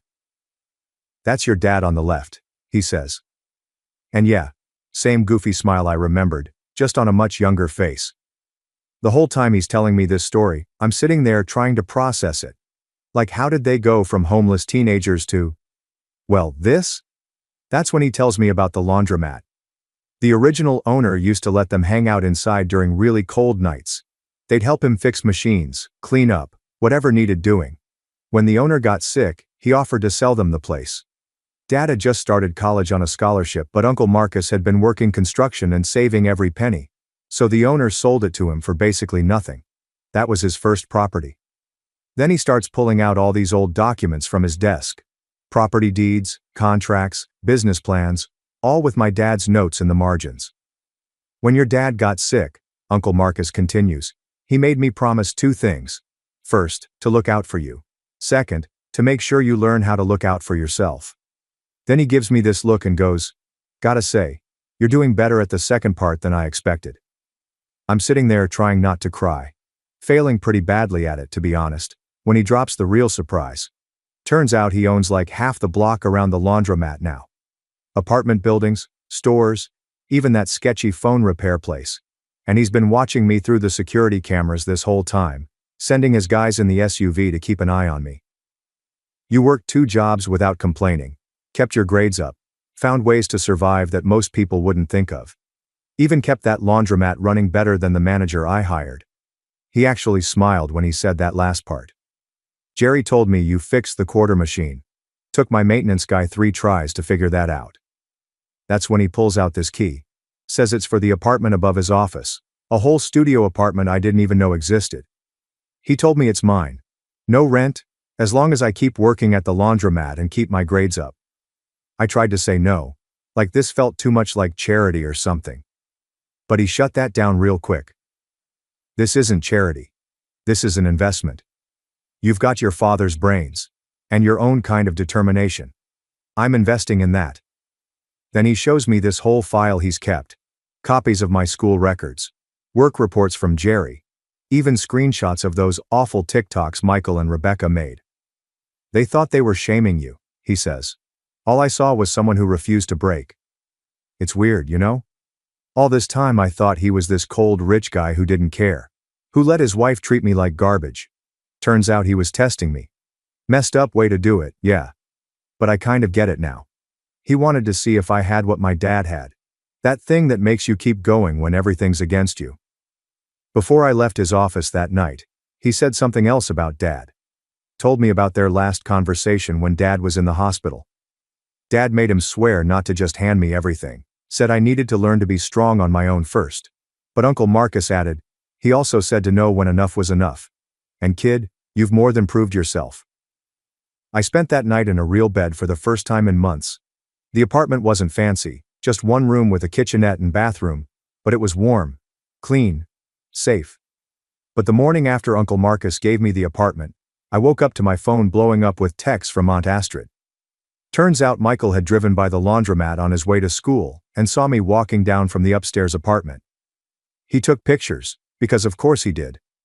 Aunt Astrid shows up at the laundromat during my shift, wearing her designer workout clothes and looking like she's about to explode. Starts screaming about how I'm trying to steal her husband, how I've been seducing him or whatever. Like, yeah, Aunt Astrid, I totally seduced him by being homeless and fixing washing machines. Super sexy. The customers were all staring, and this one old lady who comes in every Wednesday to wash her cat's blankets actually started recording the whole thing on her phone. Aunt Astrid saying all this crazy stuff about how she always knew I was trouble, how I'm just like my mother, trying to take advantage of rich men. I'm just standing there with a mop in my hand, wearing my gross work uniform, thinking, is this really happening right now? Then Jerry comes out from the back room and tells Aunt Astrid she needs to leave before he calls the cops. She leaves, but not before telling me, this isn't over. That night, I heard Astrid and Uncle Marcus having this huge fight upstairs in his office. Their voices were muffled, but I could make out Aunt Astrid screaming about that girl, and how dare you. I felt so ashamed, like I'd ruined their marriage or something. Later Aunt Astrid slept at her friend's house that night. When I saw Uncle Marcus the next morning, he had dark circles under his eyes, and just gave me this tired nod. But the weird thing is that my mom suddenly started calling me, for the first time in months, acting all concerned. Honey, I'm hearing some disturbing things. Like she had any right to be concerned after abandoning me. I'm sure someone, probably Rebecca, sent her the rumors. Then she and Ralph show up at my apartment unannounced. Mom's wearing one of her new designer outfits. Her eyes scan my tiny studio apartment. Oh honey, she says. But it sounds more calculating than concerned. This is quaint. Ralph stays by the door like he's afraid poverty might be contagious. What are you doing here? I asked, not offering them a seat. There's nowhere to sit anyway, unless they want to join me on my unmade bed. Mom starts pacing my tiny space. We've been hearing things about you and your Uncle Marcus. The way she says it makes something twist in my stomach. What about Uncle Marcus? Come on, sweetie. She tries for a conspiratorial smile. I know what you're doing. It's clever, really. I would have never thought of it at your age. Thought of what? Getting close to Marcus like this. Working in his business, playing the poor abandoned niece. I'm sure he's promised you quite a bit. The realization hits me like a slap. You think I'm trying to get his money? Well, aren't you? Living in this place, working in that laundromat, spending all that time with him, it's obvious what you're doing. I laugh, and it comes out harsh. Obvious to who? You? The woman who shipped me off to Chicago and forgot about me? That's not fair. No, you know what's not fair. You disappeared when Dad died. You married Ralph. What, 10 months later? Send me to Aunt Astrid like I was some old furniture that didn't match your new decor. I was grieving, she says. But she's looking at her expensive watch, not at me. You were upgrading, I snapped back. Trading up for a fancier life with your real estate husband and your charity galas. And now what? You're worried I might get some of Uncle Marcus's money before you do? Ralph steps forward then, all fake authority. Now listen here, young lady. Your mother and I are concerned about your welfare. My welfare? The laugh bubbles up again, uglier this time. Where was this concern when Aunt Astrid was charging me rent at 15? When I was working 2 jobs and sleeping in my car? Mom waves her hand dismissively. Don't be dramatic. Astrid would never. Check my hospital records from when I got bronchitis sleeping in that car. Check the pay stubs from the gas station and the laundromat. Check the rent receipts Astrid made me keep. Oh wait, you can't. You were too busy posting pictures from your yacht parties to even answer my calls. That's ancient history, Mom says. But she's fidgeting with her wedding ring. Dad's wedding ring that she had upgraded with bigger diamonds. We're here to help now. Ralph has a friend who runs this wonderful boarding school in Switzerland. Now you want to help? My voice rises. Or did you just find out Uncle Marcus is teaching me about the business? Worried I might actually learn something? Get a piece of what you think should be yours? Mom's face changes then. Gets harder. Drops the concerned mother act completely. Marcus was your father's brother. Anything of his should go to me. His wife, ex-wife, I correct, who remarried less than a year after he died. I deserve, she starts, but I cut her off. You deserve it? Dad helped build this business. He and Uncle Marcus started with nothing, while you were busy planning charity galas with Ralph. I'm learning how to fix washing machines and manage books, and actually help people, just like Dad did. Your father was a teacher, she spits out. He played around with Marcus's business like it was some hobby. Get out. I point to the door. Go back to your perfect life with your perfect husband. Go plan another charity gala. Go archive some more family photos because they don't match your aesthetic. Just get out of my apartment. Ralph tries one more time. Now see here. No, you see here. I'm surprised by how steady my voice is now. I know exactly why you're both here. You heard I was working with Uncle Marcus and got scared. Scared I might actually earn something you think should be yours. But here's the thing. I'm not you. I'm not here for anyone's money. I'm here because Uncle Marcus gave me a chance when you threw me away. Mom's face goes red. How dare you? How dare I? How dare you come here pretending to care about my welfare, when all you care about is your bank account? I walk to the door and open it. By the way, Mom, that pantsuit makes you look desperate. They leave. Mom muttered something about ingratitude, and Ralph was already on his phone. I close the door and slide down against it, shaking. Through the thin walls I hear Mom's voice. I told you this would happen. That little gold digger is going to try to take everything. So after the whole drama with Mom and Ralph showing up, things got weirdly quiet for like a week.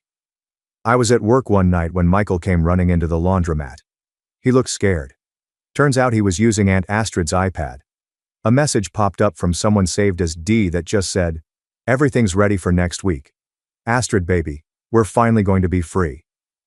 Michael, being the nosy kid he is, opened the messages. Guess Aunt Astrid never logged out of her accounts on that iPad. Y'all. The D was Ralph. As in my Dad Ralph. As in my mom's husband Ralph. They'd been texting for months. Michael found all these emails too.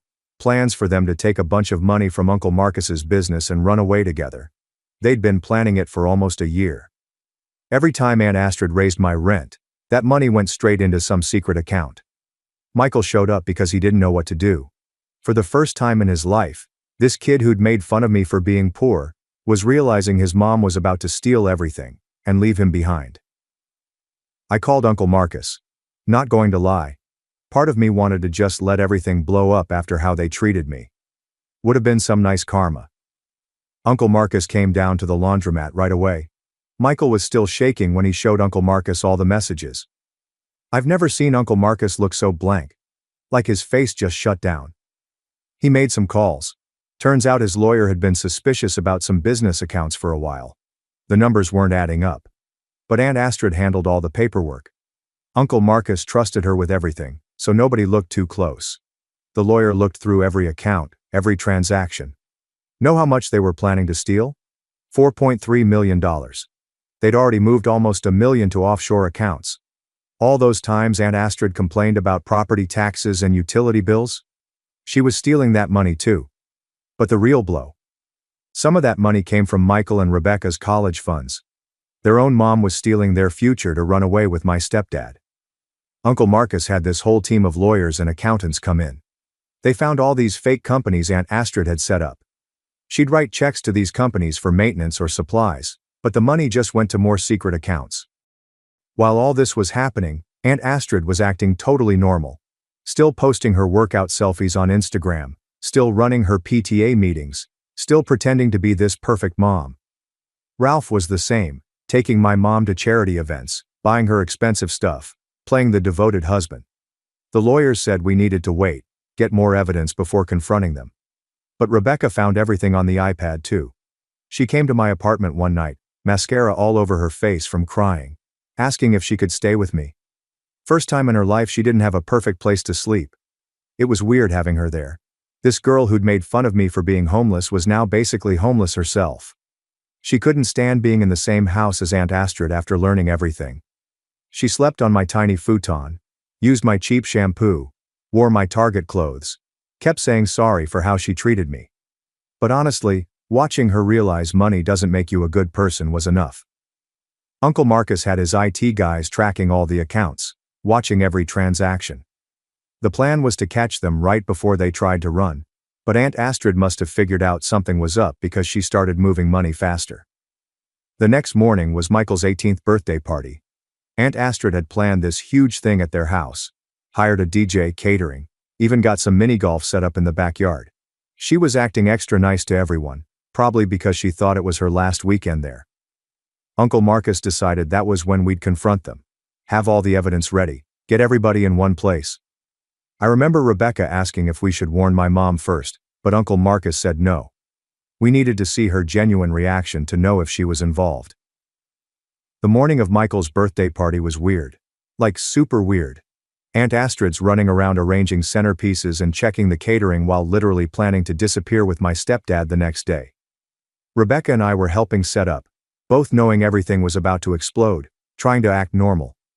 Michael looked like he was going to throw up every time his mom hugged him. Uncle Marcus had this whole plan. His lawyer would show up unexpectedly with some urgent paperwork during the party. They'd gather everyone in the living room and then drop all the evidence. The FBI was actually waiting nearby. Yeah, actual FBI agents. Because apparently stealing millions from legitimate businesses while planning to flee the country is kind of their thing. My mom showed up early, all excited about the party. She hadn't talked to me since the whole Switzerland boarding school thing, but she was acting like everything was fine. Ralph came in behind her carrying this huge wrapped present. Found out later it was some fancy gaming system. Guess he was trying to buy Michael's silence or something. The party started at 2 p.m. All these rich kids from Michael's school showing up in BMWs and Mercedes their parents bought them.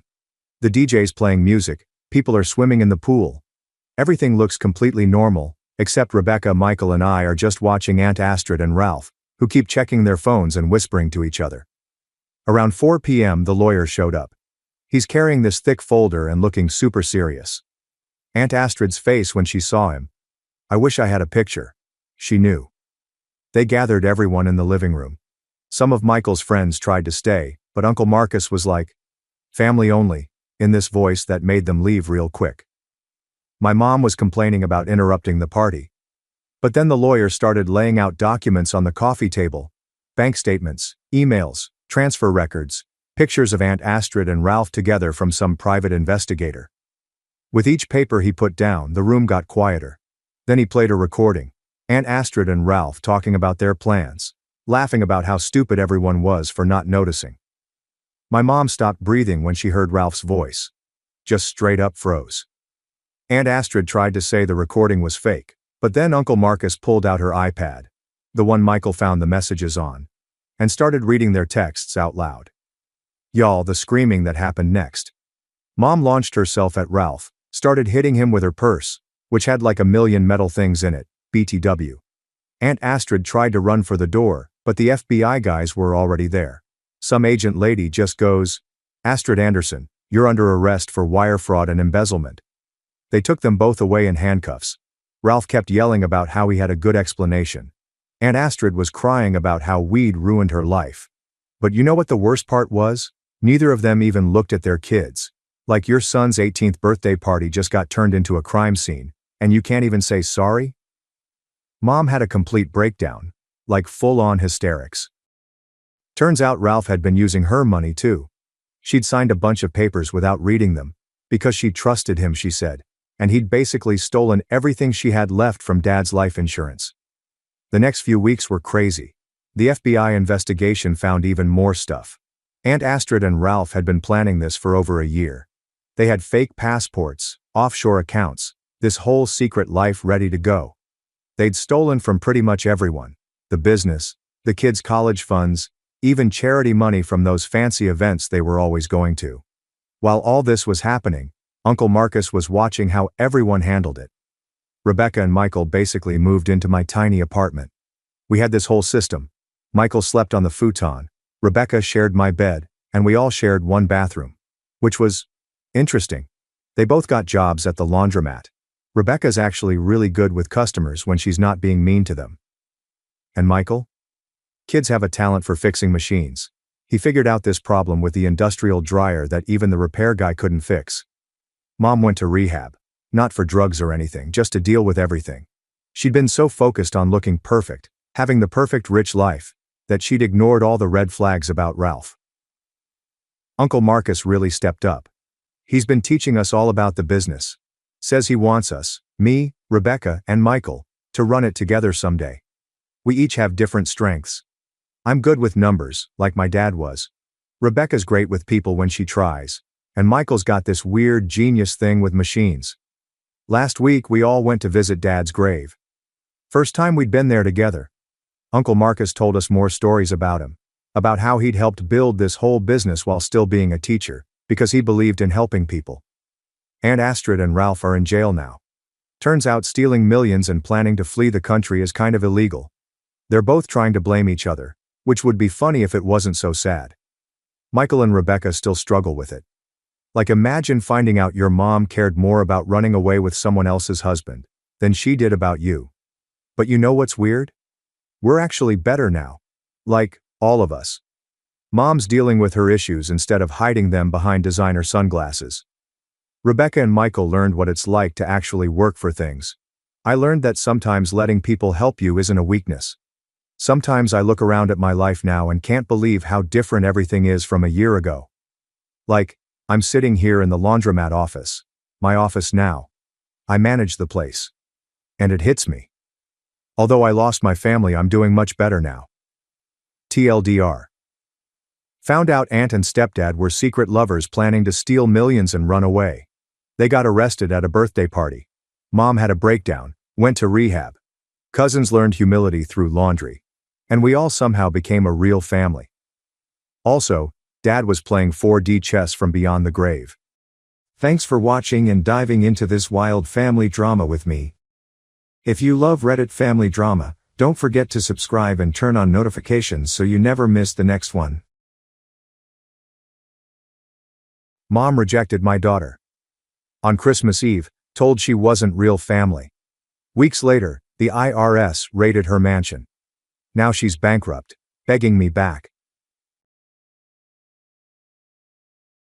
My parents presented gifts to everyone but my kid. With tears in her eyes, she asked, "Grandma, do you hate me?" My mother smirked and remarked, "Gifts are reserved for children who deserve them. Your AER's child is a true family member." I simply responded, "I understand. We'll never speak again," and walked away. However, days later, my parents stood in front of me, crying. In a calm residential neighborhood of Greenwich, Connecticut, the Bradley Mansion stood out amid the white colonial-style residences. The well-kept front yard was brimming with seasonal flowers, and the stone road up to the entry oozed movie scene grandeur. This mansion, valued at $2,500,000, had served as the Bradley family's residence for more than 30 years. In that yard, a young girl was watering the flowers. Sophie Bennett, 8, was in second grade at St. Mary's Elementary School.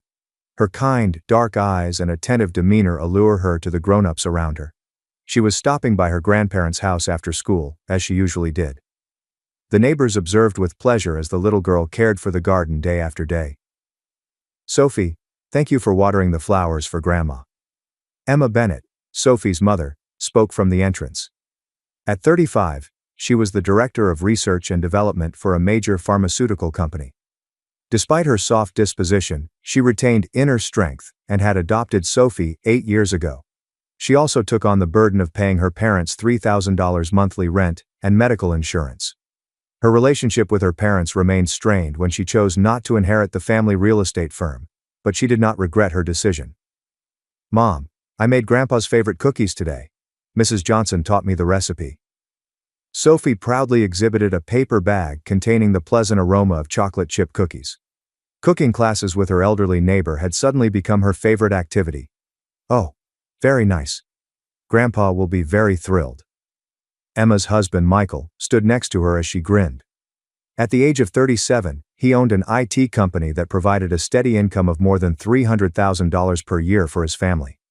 He had always backed his wife's decisions, remembering their commitment to walk together through life at their wedding at St. Mary's Church. Inside the house, Robert and Diana were reading documents in the sitting room. Bradley Real Estate's proprietors were continually concerned about the company's future. Passing on their $5 million annual revenue business to the next generation was their greatest life problem. The succession dilemma kept these two, who prized tradition and appearances, awake at night. Their youngest daughter, Caitlin, bore the brunt of these expectations. Despite her showy and arrogant demeanor, she had earned her parents' trust after switching from law to accounting for the family firm. Even after her divorce, she poured herself into work, determined to match her parents' expectations. Caitlin's 7-year-old son Jacob attended Greenwich Academy, the most prestigious private school in Greenwich. Though he was sheltered from having to live up to his grandparents' expectations, this could have been due to undue pressure from others. "Mother, please check the new contracts." The business meeting at Lacale went well. Diana began examining the documents Caitlin had handed her. Even in the digital age, both parents preferred physical documents. Caitlin smiled, accepting her parents' traditional ways. Nobody recognized the underlying reasons behind that smile. As nightfall approached, the light through the windows became softer. Sophie had finished watering the last of the garden flowers with a contented look. Neighborhood housewives returning from Whole Foods Market greeted her warmly. Emma felt a peaceful contentment as she observed her daughter. In December, Ganesh was decorated with Christmas lights. At the Bradley mansion, preparations for a big party were underway. Antique decorations tastefully covered the Christmas tree that reached the living room ceiling, while hereditary stockings hung above the fireplace. "Grandma, can I also hang this wreath?" Sophie gently handled her homemade wreath from St. Mary's Church's Christmas workshop. It had a modest elegance, accented with ribbons and pine cones. "Yes, let's hang it at the entrance," Diana said dismissively as she examined the arrangement of pricey decorations acquired from luxury department stores. She felt a twinge of remorse at Sophie's innocent grin, but immediately brushed it aside. As darkness fell, family members began to arrive. Emma and Michael arrived carrying expensive wine from Whole Foods. Caitlin appeared with Jacob in tow, bearing armfuls of brightly wrapped gifts. "Merry Christmas." Sophie greeted everyone at the door and distributed handcrafted Christmas cards. The cards conveyed gratitude for the last year and childish penmanship. Those remarks encompassed 365 days of a little girl's affection, including daily visits, flower care, and cookie baking. Robert sat in the sitting room, staring at the fireplace and examining the company's financial records. He occasionally displayed anxious expressions, but tonight was a family dinner celebration. He decided to postpone business issues until tomorrow. "Should we have dinner?" Diana's speech drew the family together around the beautiful dinner table. Under the crystal chandelier, colorful dishes were displayed: roast turkey, handmade gratin, and seafood salad. Desserts ordered at the premium eatery, Lascaux, also drew attention to the table. "What a wonderful dinner again this year, Mother." Diana nodded with satisfaction as Caitlin spoke. Jacob was chatting eagerly with her about his latest gaming console. Beside them, Sophie ate her supper quietly, expecting the gift exchange. After supper, it was time to exchange presents. The entire family gathered around the fireplace. Under the tree, a mound of colorfully wrapped presents had accumulated. "Let's start with Jacob." At Robert's signal, the present exchange began. Jacob's presents were revealed one by one: the latest gaming system, luxury brand children's clothing, and an educational tablet. Cheers erupted with each opening. Sophie waited her turn, her heart filled with anticipation for her grandparents' gifts. Daily visits, time spent together, shared smiles. Grandpa and Grandma must. However, as gifts were handed one after another, Sophie's name was never mentioned. The mood in the room became increasingly thick over time. Emma's visage stiffened, and Michael detected an uneasy atmosphere. "Grandma?" A little voice resonated through the still room. Sophie's eyes glistened with large tears. "Do you hate me?" The shaky voice froze the room's mood. Caitlin smiled meaningfully, while Jacob was engaged on his new game console, uninterested. Just as Emma moved to approach her kid, Diana's harsh voice rang out. "Presents are for deserving children."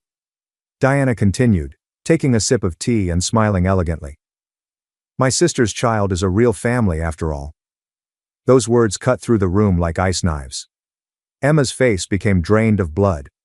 Michael clenched his hand tight. Only the clock's ticking signaled the deep silence. The fireplace flames flickered, creating spooky dancing shadows on the walls. Outside the window, Christmas snow had started to fall silently. "I understand," Emma said in a strangely calm voice. "We'll never be involved again." Emma got up and carefully lifted the sobbing Sophie. Michael held his wife and daughter's shoulders as the three walked softly to the entrance. "Emma, please wait," Robert called out. Unfortunately, it was too late. The hefty closing of the door marked the end of the night. Outside, the snow was becoming heavier. Car headlights lit the white snow. In the back seat, Sophie clutched her homemade card with shaky hands. The words, "To my beloved grandma," remained tenderly written there. Greenwich was still buzzing with Christmas festivities. Hymns streamed from St. Mary's Church, and warm light filtered through the windows of residences. However, the Bennett family's automobile was completely silent. Michael used the rear-view mirror to sometimes check at his daughter in the back seat. Emma gazed forward in quiet, fiercely grasping her husband's hand. The morning of December arrived with a gloomy atmosphere hovering over the Bennett family's dining table. Emma and Michael had spent the entire night talking about how to move forward. Sophie was still sleeping upstairs. "I've decided," Emma said quietly but decisively. "I'm stopping all support to my parents." Michael softly grasped his wife's hand. They had been paying her parents $3,000 in monthly rent support and high medical insurance costs. The entire amount topped $50,000 per year. "I agree. Your parents took this support for granted." Grace Bennett, Michael's mother, called and urged him to make this decision. As president of the St. Mary's Church Women's Association, she learned of yesterday night's events from neighbors and promptly contacted them. "There's no reason to stay in that house.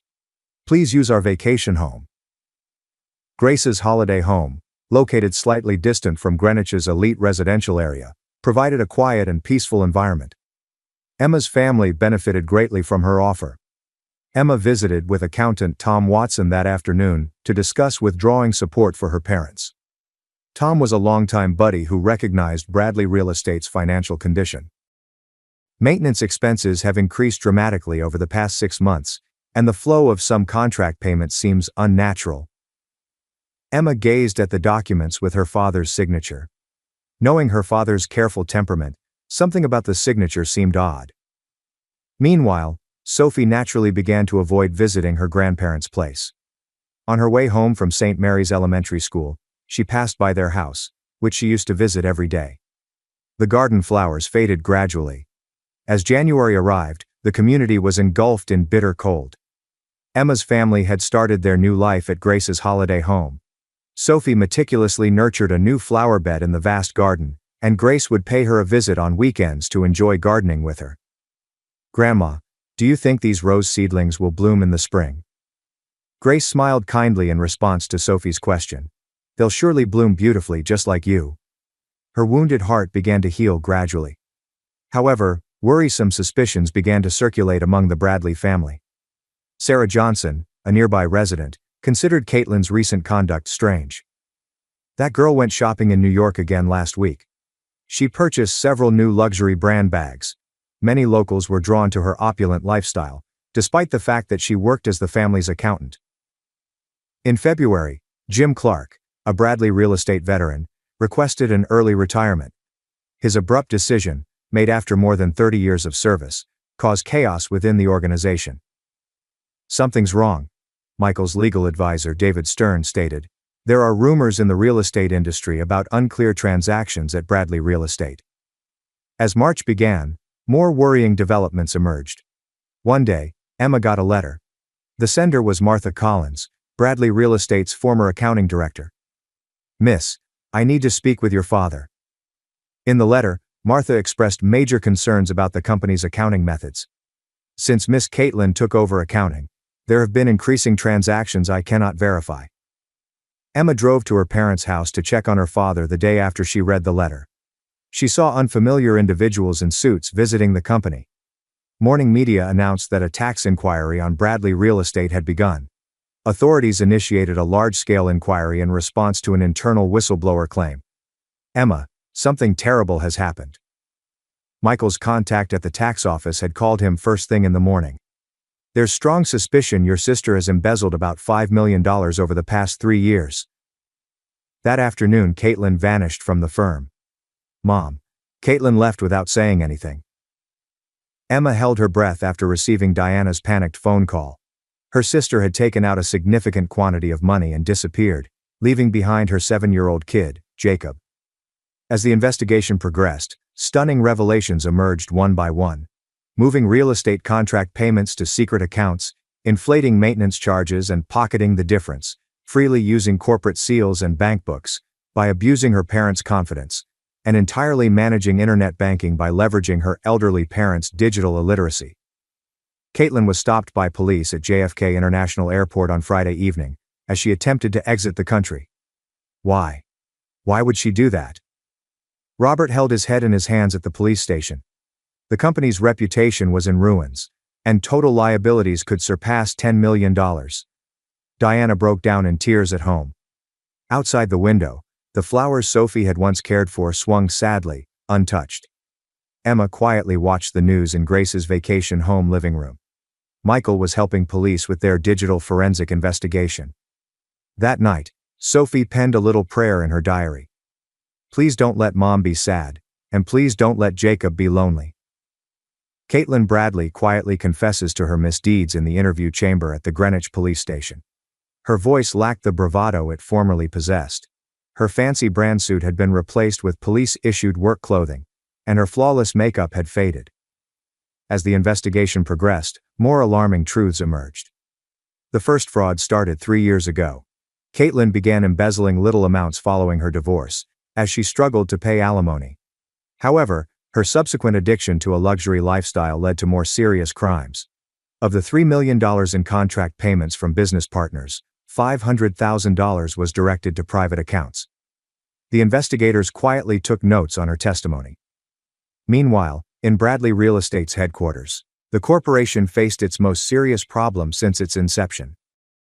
At this rate, we'll have to let go of all properties, James Foster, designated as bankruptcy trustee, said sternly. Employees exchanged concerned looks. Amidst this, an unexpected development occurred. Mrs. Johnson, who lived close, turned in an album to the police. It was a collection of images depicting Sophie's regular activities. That child came to their house every day.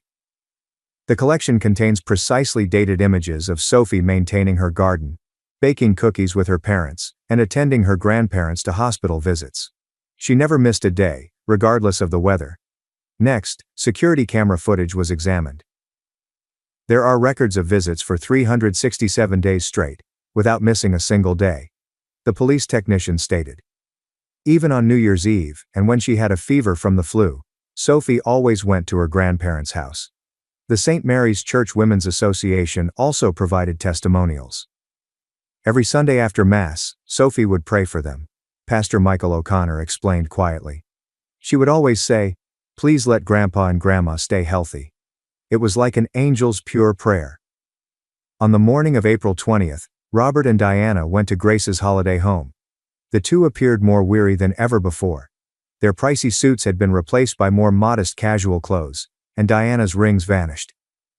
"Emma, we need to talk to you," Robert told his daughter through tears. "We made a terrible mistake." Diana continued with a shaky voice. "That child's, Sophie's, unconditional love. We trampled on it." The two began to speak openly about their enormous expectations for Caitlin, their fixation with bloodlines, their anxiety over the company's succession, and, most importantly, their folly in failing to recognize the genuine gem lying in front of their eyes. Diana sobbed. "She came every day, yet we just let ourselves be led by Caitlin's words." As Emma listened, complex feelings swirled in her chest, including rage, despair, and a weird sensation of liberty. At that point, little footsteps were heard upstairs. "Grandpa? Grandma?" Sophie descended the stairs, still wearing her school uniform. For a brief moment, the room's atmosphere became frozen. However, Sophie's next move surpassed everyone's expectations. She walked directly to her grandparents and tenderly embraced them with her small arms. "Do not cry. I'd like to forgive you." At that point, the room was completely silent. In the kitchen, Grace discreetly touched her fingertips to her eyes. Michael sighed deeply as he stared out the window. Emma calmly made her decision while resting her palm on her daughter's back. "Dad, Mom, let's talk about what happens from here on. All of us together." Soft spring sunlight shone into the room. Outside the window, the flowers Sophie had planted were gently starting to bloom, signaling the start of a new season. That evening, Emma spoke privately with her mother-in-law, Grace. "I support your decision," Grace, who had kept a close eye on the situation, said gently. "But from now on, let us help too." The conversation about creating a new type of family lasted until late into the night. Emma met with lawyer David Stern the following day to make clear arrangements for the future. "It will take a team of professionals to reconstruct the company. Rebuilding is achievable thanks to your experience and connections." Emma nodded gently as David spoke. Her work at the pharmaceutical company may help revive the family business in unforeseen ways. Then Caitlin faced her first trial. A gloomy aura pervaded the courtroom. "The defendant is hereby sentenced to 7 years in prison." As the judge's voice boomed out, Caitlin bowed deeply. Her son, Jacob, had already started a new life with his divorced father. Caitlin left Emma one message as she left the courtroom. "Sis, I'm truly sorry." For the first time, her comments had the ring of genuine regret. In the evening, Emma's family and parents gathered on the terrace of Grace's holiday house. "It's a new beginning," Grace explained as she served warm tea.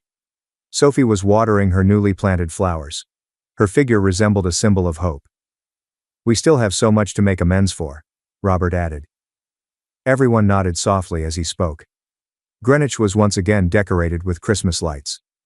Grace's holiday home had changed dramatically during the last year. The former reception area had been transformed into a family living space, and seasonal flowers flourished throughout the lawn. "Can I help decorate the tree, Mom?" Sophie gently held the new ornaments. The phrases "gratitude to family" were meticulously carved on these decorations created by St. Mary's Church workshops. "Of course. Let us decorate together before Grandma and Grandpa arrive." Emma lovingly touched her daughter's hair. Sophie had become even friendlier over the course of the past year. Meanwhile, Robert and Diana's life had shifted considerably. Their lavish lifestyle had faded after they were forced to relocate from their spacious estate in an upmarket neighborhood to a tiny apartment. Repaying the debt was just partly complete. Diana had learned new ideas from their modest lifestyle. She began volunteering at St. Mary's Church every Wednesday, and these experiences progressively influenced her values. The value of things, and the value of the heart, are different. Her words conveyed profound reflection and new knowledge. Robert resumed his desperate efforts to revive the company. They were working with Emma to build a new management system. Though the total debt remained large, they were beginning to see a road to payback. "I'm truly grateful for your management skills," he informed her. He was finally recognizing the significance of his daughter's existence. Emma was using her pharmaceutical industry skills to help the company digitize and overhaul its management system. Michael also provided his IT company's experience in developing a new real estate administration system. Employees saw optimism in the couple's collaborative efforts to revive the family firm.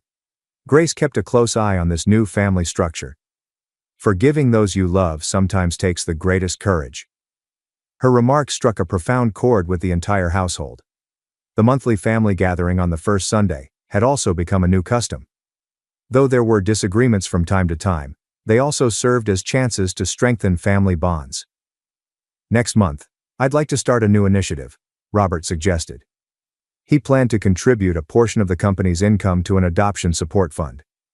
"I want to give back to society what we learned from Sophie." Emma's eyes were hot at those remarks. Caitlin worked hard on her rehabilitation program while in prison. During her parents' visits, she made a real apology for the first time. My greed and jealousy destroyed our family. Through counseling, she had begun to confront the true nature of her behavior. Her son Jacob lived a steady life with his father. His previously privileged nature had vanished, and he was slowly opening his heart in the new atmosphere. "Can I go see him occasionally?" Sophie's casual words touched the entire household. A child's pure heart taught them the value of forgiving. Sophie had planned a unique gift for this occasion: a handmade photo album. It carefully documented recollections from the previous year, including images of moving day, church volunteer activities, family gatherings, and gardening. "I want to make lots more memories." Everyone smiled softly at Sophie's comments. At dusk, the entire family started preparing Christmas supper. Though not as lavish as last year's feast, the table was decked with warm foods prepared with everyone's care. "Let us pray," Grace requested. Everyone silently closed their eyes. "Lord, thank you for giving us awareness and forgiving hearts." The sound of amen resonated silently around the room. Outside the window, light snow had started to fall. "Look." Everyone turned to gaze out the window as Sophie spoke. Small lights lighted the garden's planted trees. Michael had planned a covert Christmas surprise. Diana said, "It's like a starry sky," as she looked at the sight. There was a heartwarming beauty there that could not be compared to the previous lavish displays. "Let's create new family traditions together from now on," she remarked. Everyone nodded as she spoke. The perfume of Grace's cooked apple pie filled the air. The family's expressions around the table were tranquil and happy. Nobody could have predicted such a lovely scene a year ago.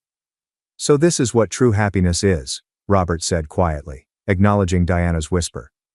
Their expressions combined deep grief with the glimmer of new optimism.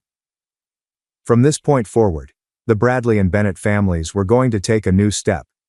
It was the start of a lengthy road to mend broken hearts and rekindle genuine friendships. Sophie stood by the window, watching the snowfall. The light reflected in her little eyes shone softly and steadily, like hope for the future. "My aunt tried selling my late mom's $430,000 house while I lived in it.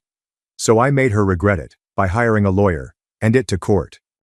Original post. So this just happened a few weeks ago and I'm still kind of stunned. A little background before we get into the absolute insanity that was my aunt trying to steal my home out from under me. Yes, my literal home. Buckle up. I, 23F, grew up in a quiet town in Oregon in a cozy 2-story house that my mom bought when I was 5. It wasn't huge, but it had this crooked fence, a lemon tree that never grew lemons, and the best kitchen window view of the valley. My dad passed away when I was 6, car accident, and it was just me and my mom after that. She was my best friend, my entire emotional support system, and honestly the reason I'm as stable as I am today. She passed away from cancer about a year and a half ago. Still hurts to say that out loud. But before she died, she made it crystal clear. This house would be mine. She had the will written up properly, notarized, filed. No questions. She even walked me through it when she first got sick. "So no one tries anything stupid," she said. Well, someone tried something extremely stupid. Janice is my mom's older sister. If passive-aggressive narcissist were a profession, she'd be CEO. She always had this thing about being the oldest, like it gave her some divine right to run the show. My mom used to say, "Janice lives in a world where everyone owes her rent." When my mom passed, Janice showed up at the funeral wearing sunglasses indoors, full black lace, and a dramatic story about how they were just starting to reconnect. Please. My mom hadn't spoken to her more than twice in the last 3 years, and both times were because Janice randomly showed up at her chemo appointments like some sad attempt at penance. Anyway, after the funeral, I moved back into the house. I'd been living in a campus apartment, but dropped out for a semester to handle estate stuff and breathe. It was quiet. Sad. But it was mine. I worked at a nearby bookstore, paid the bills, and maintained the garden the best I could. Slowly I started healing. Until Janice came back. 3 months ago I started getting weird mail. Letters addressed to current resident with things like, "We're interested in buying your property," or "Quick sale, no hassle." Stuff I assumed was just normal real estate spam. But then I got a packet from some place called Keller Cromwell Holdings, with my address listed as under negotiation. And stapled to the back? A goddamn signed agreement with Janice's name on it. She was trying to sell my house. I honestly thought it was a scam. I even called the number listed on the paperwork pretending to be a buyer. Some real estate assistant answered and said Janice was the point of contact and that she had inherited the property through family transfer. Y'all. First saw. Read. I pulled out the will. The original one. It clearly says the house was left solely to me, with Janice explicitly excluded as a beneficiary due to a history of exploitative behavior. I'm not kidding. That's literally what it says. My mom was cold with the pen, so I did what every modern woman raised on Reddit and petty justice does. I called my mom's lawyer. He still remembered her and immediately scheduled a meeting. I brought everything.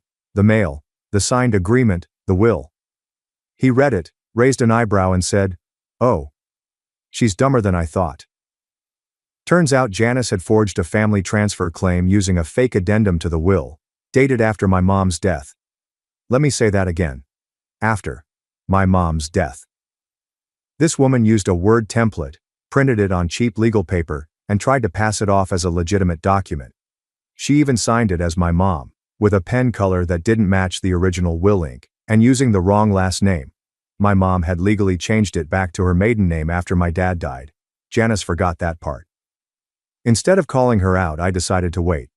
See, the house wasn't just emotionally mine, it was legally and publicly mine. The title transfer had been done. But Janice clearly hadn't bothered checking with the county clerk.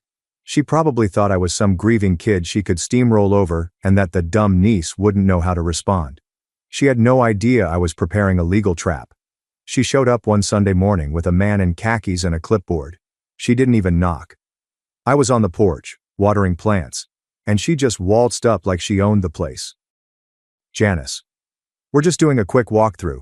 Shouldn't take more than 10 minutes. Me. Excuse me? Janice, smiling like a psychopath. "Oh honey, don't worry, I'm negotiating a good deal. You'll get your share." "Your share. In my house." The clipboard guy looked uncomfortable. Janice said you were a tenant."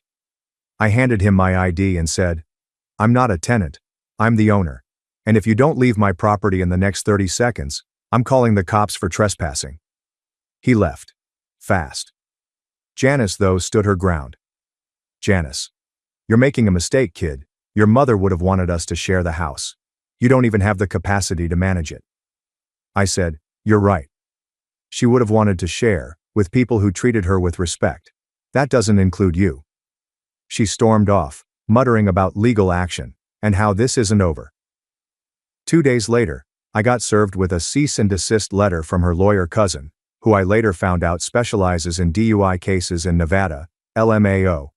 He claimed wrongful occupancy and demanded I vacate the home or face a civil suit. My lawyer laughed. We sent a certified letter back with the original will, property deed, and a reminder that filing fraudulent documents is a felony. He ghosted us after that. But I wasn't done. Update 1. My aunt tried to sell my house. So I didn't expect this story to blow up the way it did. Thank you to everyone who commented, messaged, and shared legal memes with me. You guys are the reason I didn't second-guess myself when I walked straight into full petty mode. Anyway, let's talk about what happened after Janice brought in her clipboard clown and tried to negotiate a good deal on my dead mom's house. Spoiler alert, things got wild. After the whole porch invasion, I realized I had an opportunity to go full lawful petty. I didn't just want to shut her down, I wanted it to sting. Like, cry in the car sting. So I went to the county records office, took a half day off work, wore my best "I'm the main character" hoodie, and printed out every single document related to the house. Original title transfer will with notarization stamp, the trust paperwork. And my personal favorite, the notice of intent to sell document. Janice filed with Keller Cromwell Holdings using a forged signature and an invalid claim of heirship. I brought them to my lawyer, who immediately said, "Oh, this is better than expected." Turns out filing forged real estate paperwork with the intention to profit from someone else's property? Yeah, that's fraud. Potentially a Class C felony in Oregon. Now Janice had been trying to sell the house quietly. The real estate firm was shady, but technically legit. So I wrote a little email. BCC'd every agent at the brokerage, included PDFs of all the legal documents, and a note that said, "Hi, it's come to my attention that a sale is being negotiated on my legally owned property without my consent. The woman you've been speaking to, Janice, redacted, has no legal claim to the home, and any transaction will be considered fraudulent. I've attached full proof of ownership and a scanned affidavit from my lawyer. If any further action is taken on this listing, I'll be pursuing criminal charges. Kindly, the actual owner." Within 24 hours, I got an apologetic email from the firm's legal team saying they had dropped Janice as a client. That wasn't even the best part. They sent her a formal cease and desist. I know. Never feed the trolls. But I needed to hit Janice where it hurt. And where does a 50-something passive-aggressive narcissist live emotionally? Facebook. She had already started spinning her version of events online. My niece is confused. My sister would have wanted us to share. Grieving kids shouldn't handle real estate. Blah blah victim narrative. So I took a screenshot of her post. Then I posted a comment thread beneath it with a screenshot of the title deed with my name, a copy of the will where my mom excluded her by name, and a simple caption that read, "Mom didn't want you near the house when she was alive. Why would she want you in it now?" Y'all. It blew upper. Her post went from 38 likes to absolute silence. Her Wynant friends stopped commenting. Her MLM girlies untagged her from Boss Babe photos. And her Bible study group leader actually liked my comment. Turns out forged documents don't just magically disappear. My lawyer, shout out to Shelby the legal queen, had forwarded everything to the local district clerk's office. And someone there took it very seriously. Enter Investigator Cardenas. He called me personally, asked for the originals, said there were discrepancies that warranted escalation. I handed over the forged document Janice submitted, and he whistled when he saw the signature. Why? Because she misspelled my mom's middle name on her own fake will. Imagine being that lazy and that bold. Okay, so this part wasn't planned. My friend Jen works for a local news station, small-time segment, mostly feel-good stuff. She saw my Facebook post and messaged me. Want to tell your story? This stuff happens more than people think. I said yes. We filmed a short piece. Local woman fights back against family fraud after mother's death. I wore the same hoodie I confronted Janice in. Jen blurred the addresses and names, but the story was unmistakably ours. The best part? The segment aired on the same night Janice was hosting a virtual grief healing circle on Zoom. Multiple people messaged her about the story in real time. She rage quit the call. After the news story aired, Janice tried one last move. She emailed me personally. It started with, "You didn't have to humiliate me like that." Oh yes I did. Then she begged me not to press charges, said she was confused and acting out of grief, and wanted to keep the house in the family. I forwarded the email to Investigator Cardenas. He thanked me and said it would be very helpful. Haven't heard from Janice since. But according to my cousin, her son, she's planning to move somewhere with better energy. Which I assume means a 2-bedroom apartment with no porch and no lemon tree. Final update. My aunt tried to sell my house. Now she can't even rent one. Hey Reddit. I didn't think this story would stretch into a trilogy, but apparently karma moves in chapters. Since so many of you asked for closure, and because the final domino just fell, here's the conclusion to the story of how my aunt tried to steal the home my mom left me, and how I made sure she lost everything but her fake designer bags. Spoiler alert. I'm writing this from the porch. The lemon tree is finally blooming. And yes, Janice is gone. Roughly 3 weeks after I exposed Janice's forged documents and shut down her little family transfer fantasy, I got a call from Investigator Cardenas. He didn't sound like he was just following up. He sounded pleased. The district attorney had reviewed everything. The will, the house deed, the forged documents, the messages, even the real estate listing paperwork she filed using my dead mother's name. Incorrectly, I might add. She used mom's married name, even though she legally changed it back to her maiden name 10 years ago. Amateur hour. And with that, they officially filed charges. Forgery of legal documents. Filing false real estate claims, attempted property fraud. Each one carries its own weight, but together, The DA's office saw a pattern of malicious and deceptive intent. Janice was given a court date. Her name was posted on the public docket. I didn't have to lift a finger after that. The law was doing its thing. All I did was watch it unfold, like front row seats to the downfall of a woman who thought she could outsmart both blood and paper. About a week before her court date, Janice sent me an email. The subject line was, "We need to talk, please." I shouldn't have opened it, but curiosity always gets the best of me. Inside, she rambled for 5 paragraphs. Started with, "You didn't have to humiliate me like this." Then spiraled into gaslighting. "I was just trying to keep the house and the family. You're too young to understand legacy. Your mother and I made peace before she died. You weren't there." Oh, but I was there. Every step of my mom's last months. Every appointment. Every chemo session. Every quiet moment she cried into my shoulder and said, "Please don't let her near this house when I'm gone." So no, Janice. You don't get to rewrite history. Not in my inbox. I didn't respond. I forwarded the email to Investigator Cardenas. He replied with a simple, "Thank you. This supports the timeline and demonstrates clear intent." Mic drop. Remember how I did that segment for a small local station? Turns out someone from Janice's wine club saw it. Word got around. Janice's MLM team started backing away. Her group chat got quiet. She was removed as the admin of her grief support Facebook page. And when she showed up to her women's prayer brunch, someone had swapped out her seat marker with one that said, Jezebel.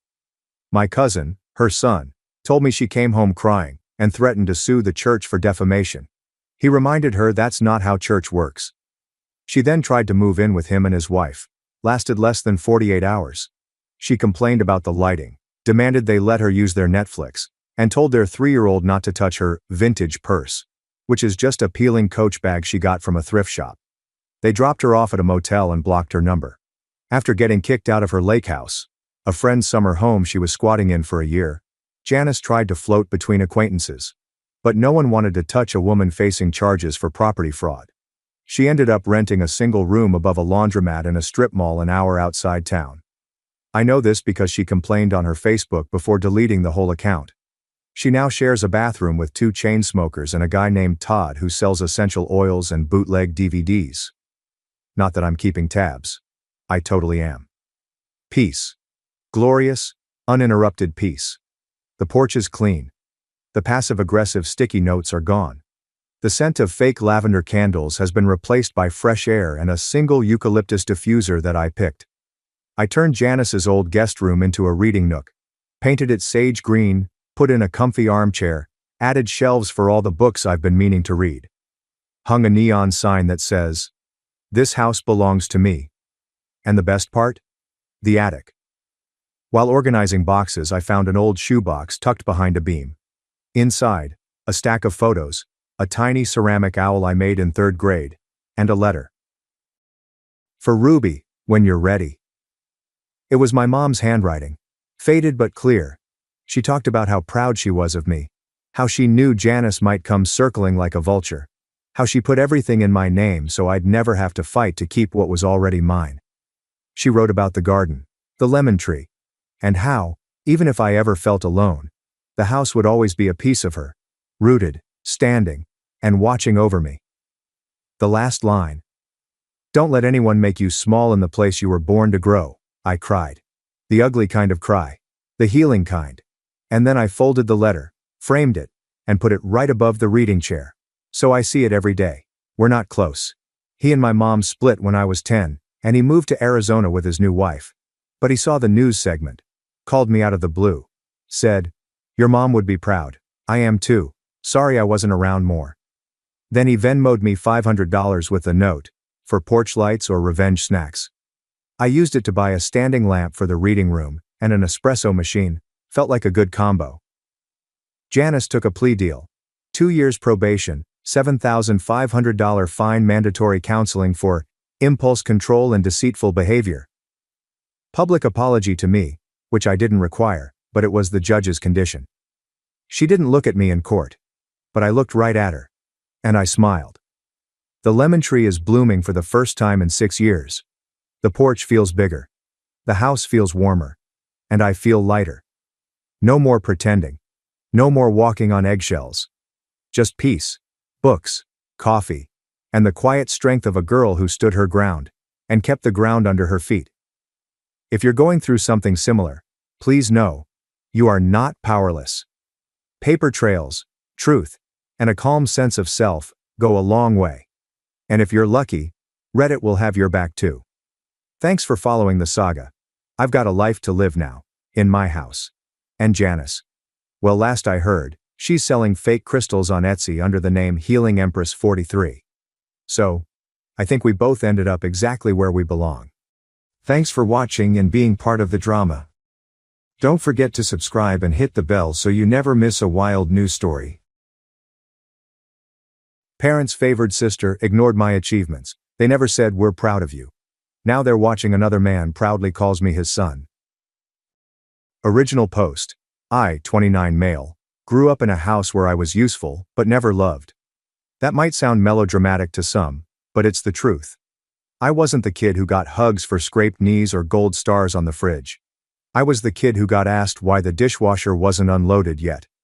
From the age of 10, I became less of a child, and more of a default housekeeper. I cooked dinner at least 3 times a week. I was folding laundry before I hit middle school, scrubbing baseboards, mowing lawns, doing grocery runs. These were just assumed to be mine. No allowance, no thanks, no acknowledgement. Meanwhile, my younger sister Ellie, 26 female, lived in a different reality. She was their miracle baby, born after a long battle with infertility. I was the oops that happened 3 years before they were ready. Ellie never had chores. She never got in trouble. She got new clothes, expensive lessons, constant praise. I got sighs and side eyes. If Ellie cried, my mom dropped everything to comfort her. If I cried, my dad told me to man up. If Ellie failed a test, she was having a tough week. If I got anything less than an A, I was told I was throwing away my future. The rules were just different for us. By high school, the imbalance was painful. Ellie had a packed schedule, cheer, dance, weekend getaways with friends. I had responsibilities. Whenever I asked for something, a night off, a chance to hang with friends, even to join a robotics club, I was told, that doesn't help the family. When I got accepted into a good engineering program out of state, I was so excited. It was a small school, but it felt like freedom. My dad shut it down instantly. He refused to co-sign the loan, said I needed to face reality, that if I wanted to go, I'd need to figure it out alone. So I did. I took out what loans I could. I worked 2 jobs, dishwashing at night and warehouse shifts on weekends. I survived on ramen, slept 4 hours a night, and still made the dean's list. They didn't come to my graduation, didn't even send a card. I kept minimal contact for years. A birthday call here, a polite message there. But every time it circled back to Ellie. How proud they were of her. How she was really doing something with her life. How she needed help with her car payments, or was looking for a new apartment. Meanwhile, I was already working in tech. Already self-sufficient. Already done chasing their validation. Then, 5 years ago, everything changed. I met Greg. He was my boss's dad. We met at a company barbecue. I helped him set up chairs, and he struck up a conversation. He asked about my life, my family. I gave him short, guarded answers. But he listened. Over the next year, we became close. I'd help him fix things around his house. We played chess on Sundays. I started coming over for dinner. It was the first time in my life someone treated me like I wasn't a burden. Greg didn't try to replace anyone. He just showed up. Over and over, he was present, steady, encouraging. And slowly, he started calling me his son. It wasn't formal, it just evolved. First it was, that's my boy, fixing things again. Then, my son's coming over this weekend. Eventually it just became natural. He treated me like family without the guilt trips, the conditions, the weight. Last year at Thanksgiving, he raised his glass and said, to family, blood or not. I didn't cry then. But I did later, in my car, sitting in the driveway. 2 months ago, I posted a photo of me and Greg at the garage. Captioned it, grateful for the man who taught me what being a father really means. That's when all hell broke loose. Missed calls. Angry texts. Accusations from people who hadn't spoken to me in over a year. I had finally found peace. And they couldn't stand it. Update 1. 1 week later. I didn't expect this post to blow up, but thank you. Truly. I spent the better part of 2 days reading every comment, every message. Some of them made me laugh. Others made me cry. But the overwhelming support helped me stop second-guessing myself for the first time in a long time. So, here's what's happened since I posted. Yes, my parents saw it. I didn't tag them, didn't name names, but I guess someone sent it their way. Maybe a mutual on Facebook, maybe Ellie. I don't know, and at this point, I don't really care. My mom posted a status on Facebook the next day. It was vague, but not vague enough.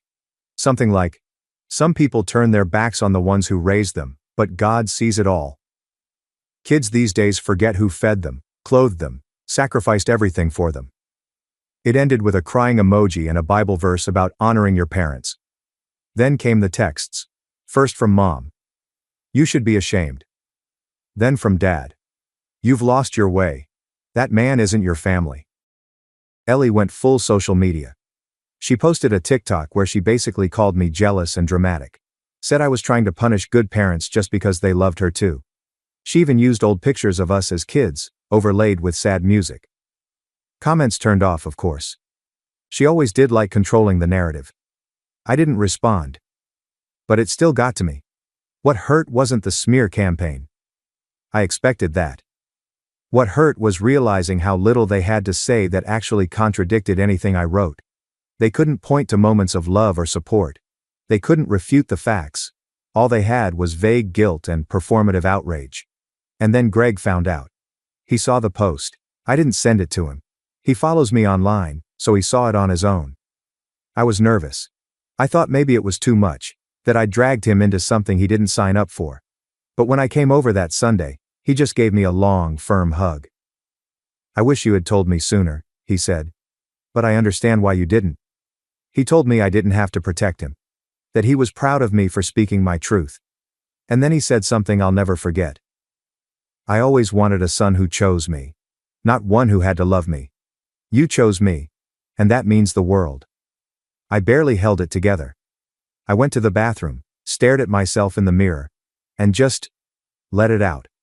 Years of holding things in, all breaking loose in a 5-minute cry I didn't know I needed. Later that evening over dinner, Greg and Sarah told me they were revising their will. I didn't know how to respond. I didn't want anything from them. Not money, not property, not responsibility. But they weren't offering it as an obligation. Sarah said, "You're not a guest in this family. You never were. We want to make sure you know that in every way that matters." Greg added, "You're our son. Period." I didn't argue. I didn't deflect. I just said thank you. And I meant it more than I've meant anything in my life.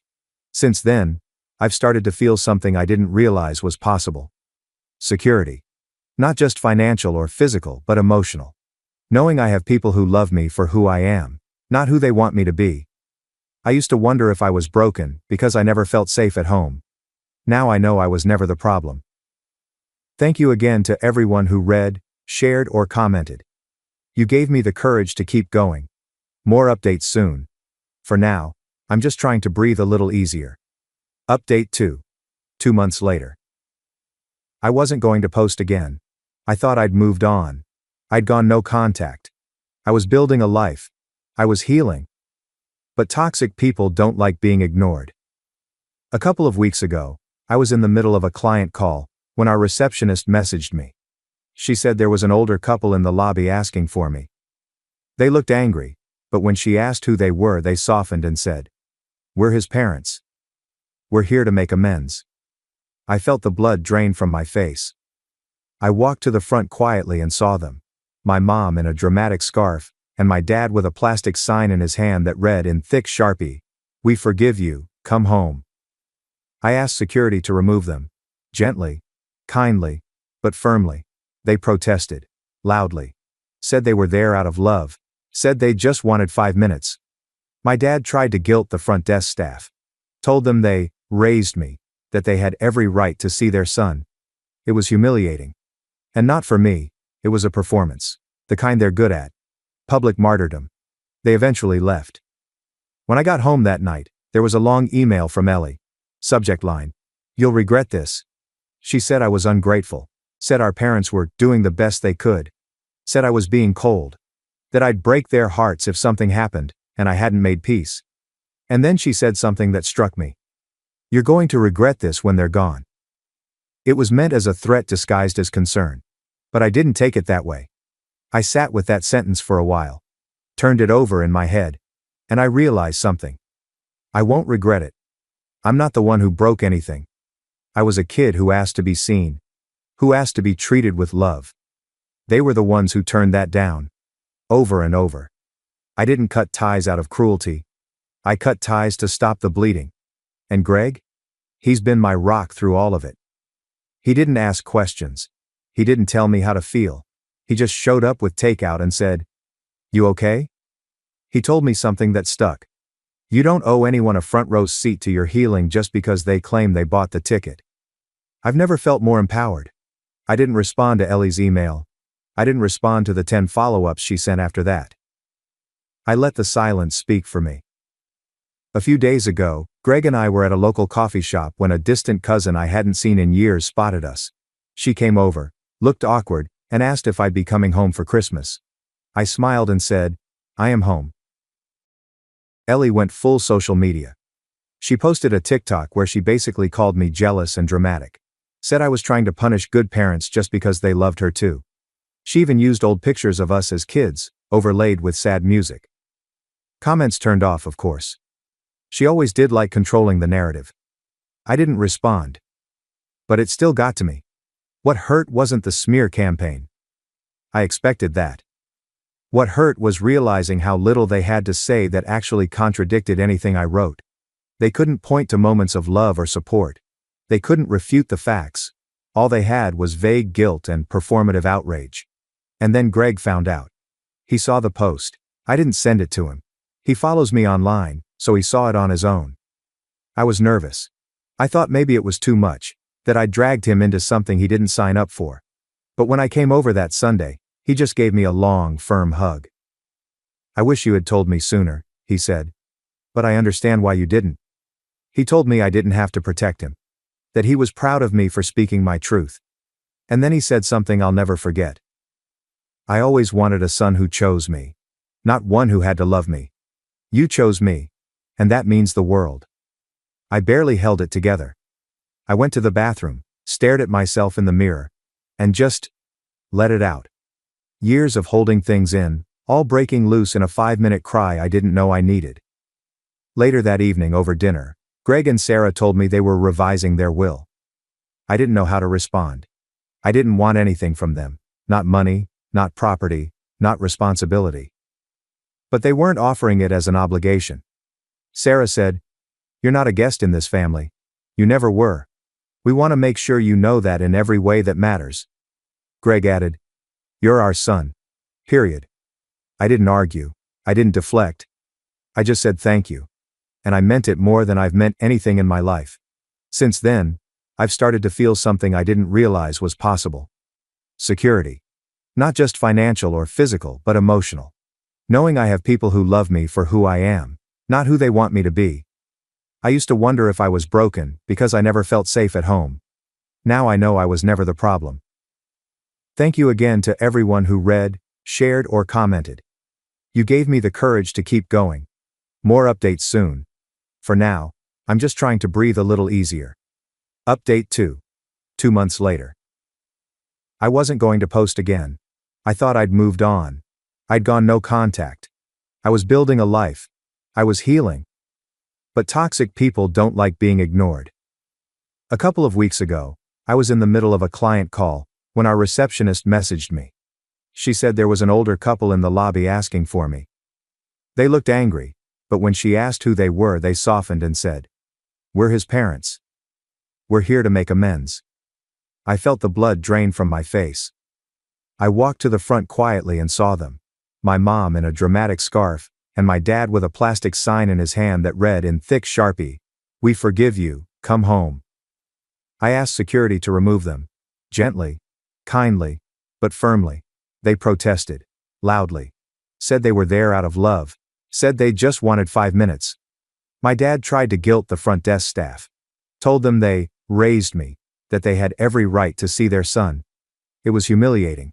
And not for me, it was a performance. The kind they're good at. Public martyrdom. They eventually left. When I got home that night, there was a long email from Ellie. Subject line. "You'll regret this." She said I was ungrateful. Said our parents were doing the best they could. Said I was being cold. That I'd break their hearts if something happened, and I hadn't made peace. And then she said something that struck me. "You're going to regret this when they're gone." It was meant as a threat disguised as concern. But I didn't take it that way. I sat with that sentence for a while. Turned it over in my head. And I realized something. I won't regret it. I'm not the one who broke anything. I was a kid who asked to be seen. Who asked to be treated with love. They were the ones who turned that down. Over and over. I didn't cut ties out of cruelty. I cut ties to stop the bleeding. And Greg? He's been my rock through all of it. He didn't ask questions. He didn't tell me how to feel. He just showed up with takeout and said, "You okay?" He told me something that stuck. You don't owe anyone a front row seat to your healing just because they claim they bought the ticket. I've never felt more empowered. I didn't respond to Ellie's email. I didn't respond to the 10 follow-ups she sent after that. I let the silence speak for me. A few days ago, Greg and I were at a local coffee shop when a distant cousin I hadn't seen in years spotted us. She came over, looked awkward, and asked if I'd be coming home for Christmas. I smiled and said, "I am home." She didn't say anything after that. And you know what? That silence felt good too. I don't regret any of it. Not letting Greg into my life. Not walking away from people who only loved me when I was useful. Not choosing peace over performative guilt. This is my family now. And I'm exactly where I belong. Update 3, 3 months later. They're still trying. Not as aggressively now, but in that exhausting, low-energy way toxic people do when they realize you're not coming back. Passive-aggressive Facebook posts. Vague Instagram stories. Ellie posted old pictures of us as kids with captions like, "When he still cared." Relatives I barely talked to have started messaging me. Some with concern, some with guilt, some with veiled threats disguised as family wisdom. Your parents are heartbroken. Don't let pride ruin your family. You're being too harsh. Funny how none of those people messaged me when I was 19 and sleeping on a futon, juggling warehouse work and night classes, surviving on ramen while Ellie got monthly allowances. Funny how none of them ever asked what it felt like to parent yourself before you hit puberty. Greg, as always, keeps me grounded. He doesn't jump in to fix it. He just listens. Offers advice when I ask for it. And sometimes drops wisdom that hits me like a ton of bricks. People who never respect your boundaries will always call it betrayal when you finally enforce them. I've written that quote down. It's in my fridge. And it's true. It's painfully, beautifully true. My parents aren't trying to reconnect because they miss me. They miss control. They miss their scapegoat. They miss the person who would drop everything to fix their messes, smooth over their drama, absorb their dysfunction like a human sponge. But I'm not that person anymore. I'm not bitter. I'm not angry. I'm just free. I walk differently now. I sleep better. I smile without wondering if I've done enough to deserve it. The more they try to reach in from the past, the more I realize how far I've come. Ellie tried again last week. Send me a screenshot of one of Greg's Facebook posts. Something innocent and heartwarming about teaching me to fix a broken fence. Her message just said, "This is embarrassing." I didn't reply. Because it's not embarrassing. What's embarrassing is being almost 30 and still trying to gatekeep someone else's peace. What's embarrassing is being so threatened by someone's happiness that you have to tear it down publicly. Greg told me later that he saw the comment section on that post. He said he was ready to remove it if I wanted. I told him no, let it stay. Because I'm proud of that moment, proud of the fence we fixed, proud of the man I've become with Greg's help, proud of the quiet, solid life I've built away from the chaos, and I'm done hiding it. Update 4. 4 months later. Last week, Greg and Sarah held a family gathering for their anniversary. It wasn't just a casual dinner. It was a real event. String lights across the yard, live acoustic music, 2 food trucks. Sarah insisted on a taco bar and Greg got his favorite barbecue. And over 40 people in attendance. It was warm, loud, and full of the kind of joy I never grew up with. It felt like something out of a life I used to think belonged to other people. Around 7 p.m., Greg clinked his glass and announced to everyone that he wanted me to say a few words. I froze for a second. Public speaking still rattles me. But then I looked at him, his smile, the quiet nod of encouragement, and I felt steady. I took a breath and stood up. I said, "Family isn't DNA. It's not guilt. It's not an obligation. Family is showing up when it's hard, loving without terms, believing in someone who was never told they were worth it. Thank you for being my family." Silence. Then applause. Then hugs. Sarah kissed my cheek. Greg squeezed my shoulder. And for a moment, I just stood there, soaking it all in. That was the first time in my life that I felt completely, fully included. Not tolerated, not useful, just wanted. Later that night, someone pulled me aside. One of Greg's nephews, I think. He said, "I didn't know your story, man. But I'm glad you're here. It wouldn't have felt right without you." That simple statement nearly broke me again. I left that night with my arms full of leftovers, and my chest full of something I didn't recognize right away. But I know now, it was peaceful. The next morning, I got a letter in the mail. No return address, but I didn't need one. I'd know that handwriting anywhere. All caps. Sharp strokes. Black ink that always seemed angry even when it was meant to be loving. Inside was a single line. "You made your choice. Hope you're happy." No signature. No attempt at warmth. Just a cold, bitter epitaph for a relationship that had long since rotted. And for the first time, I didn't cry. I didn't even get angry. I laughed. Because yes, I did make my choice. And yes, I am happy. Happier than I've ever been.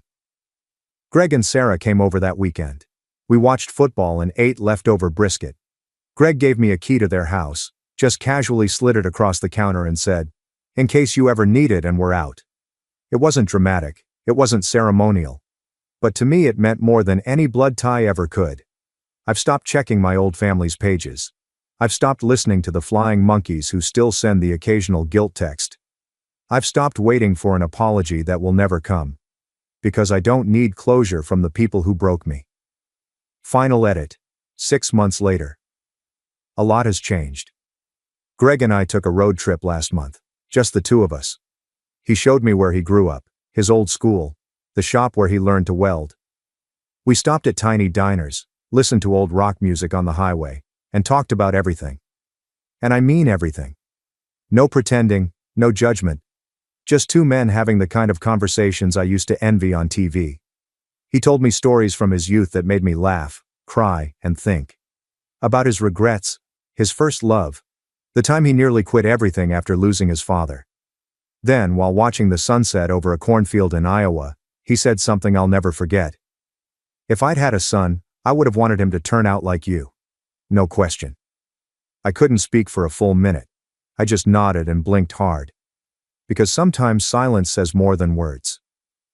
When we got home, Sarah had framed a photo of the two of us from the trip. We're standing next to a rusted old water tower, wind in our hair. Both smiling with that easy kind of peace that only comes when you stop running from the past. Meanwhile, from the toxic side of my old life, I've started hearing things. My parents apparently are in damage control mode. They've stopped being as public with their jabs.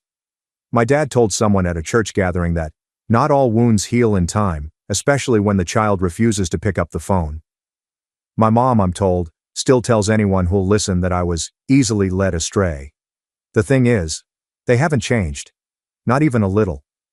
I used to think they might. That maybe, just maybe, if I distanced myself, they'd reflect. Feel the absence. Realize what they did. That they'd reach out with a real apology. But no, they didn't grow. They just shifted tactics. Played victim louder. Got quieter in their cruelty. More sophisticated in their manipulation. It doesn't work on me anymore. Ellie did try one last Hail Mary.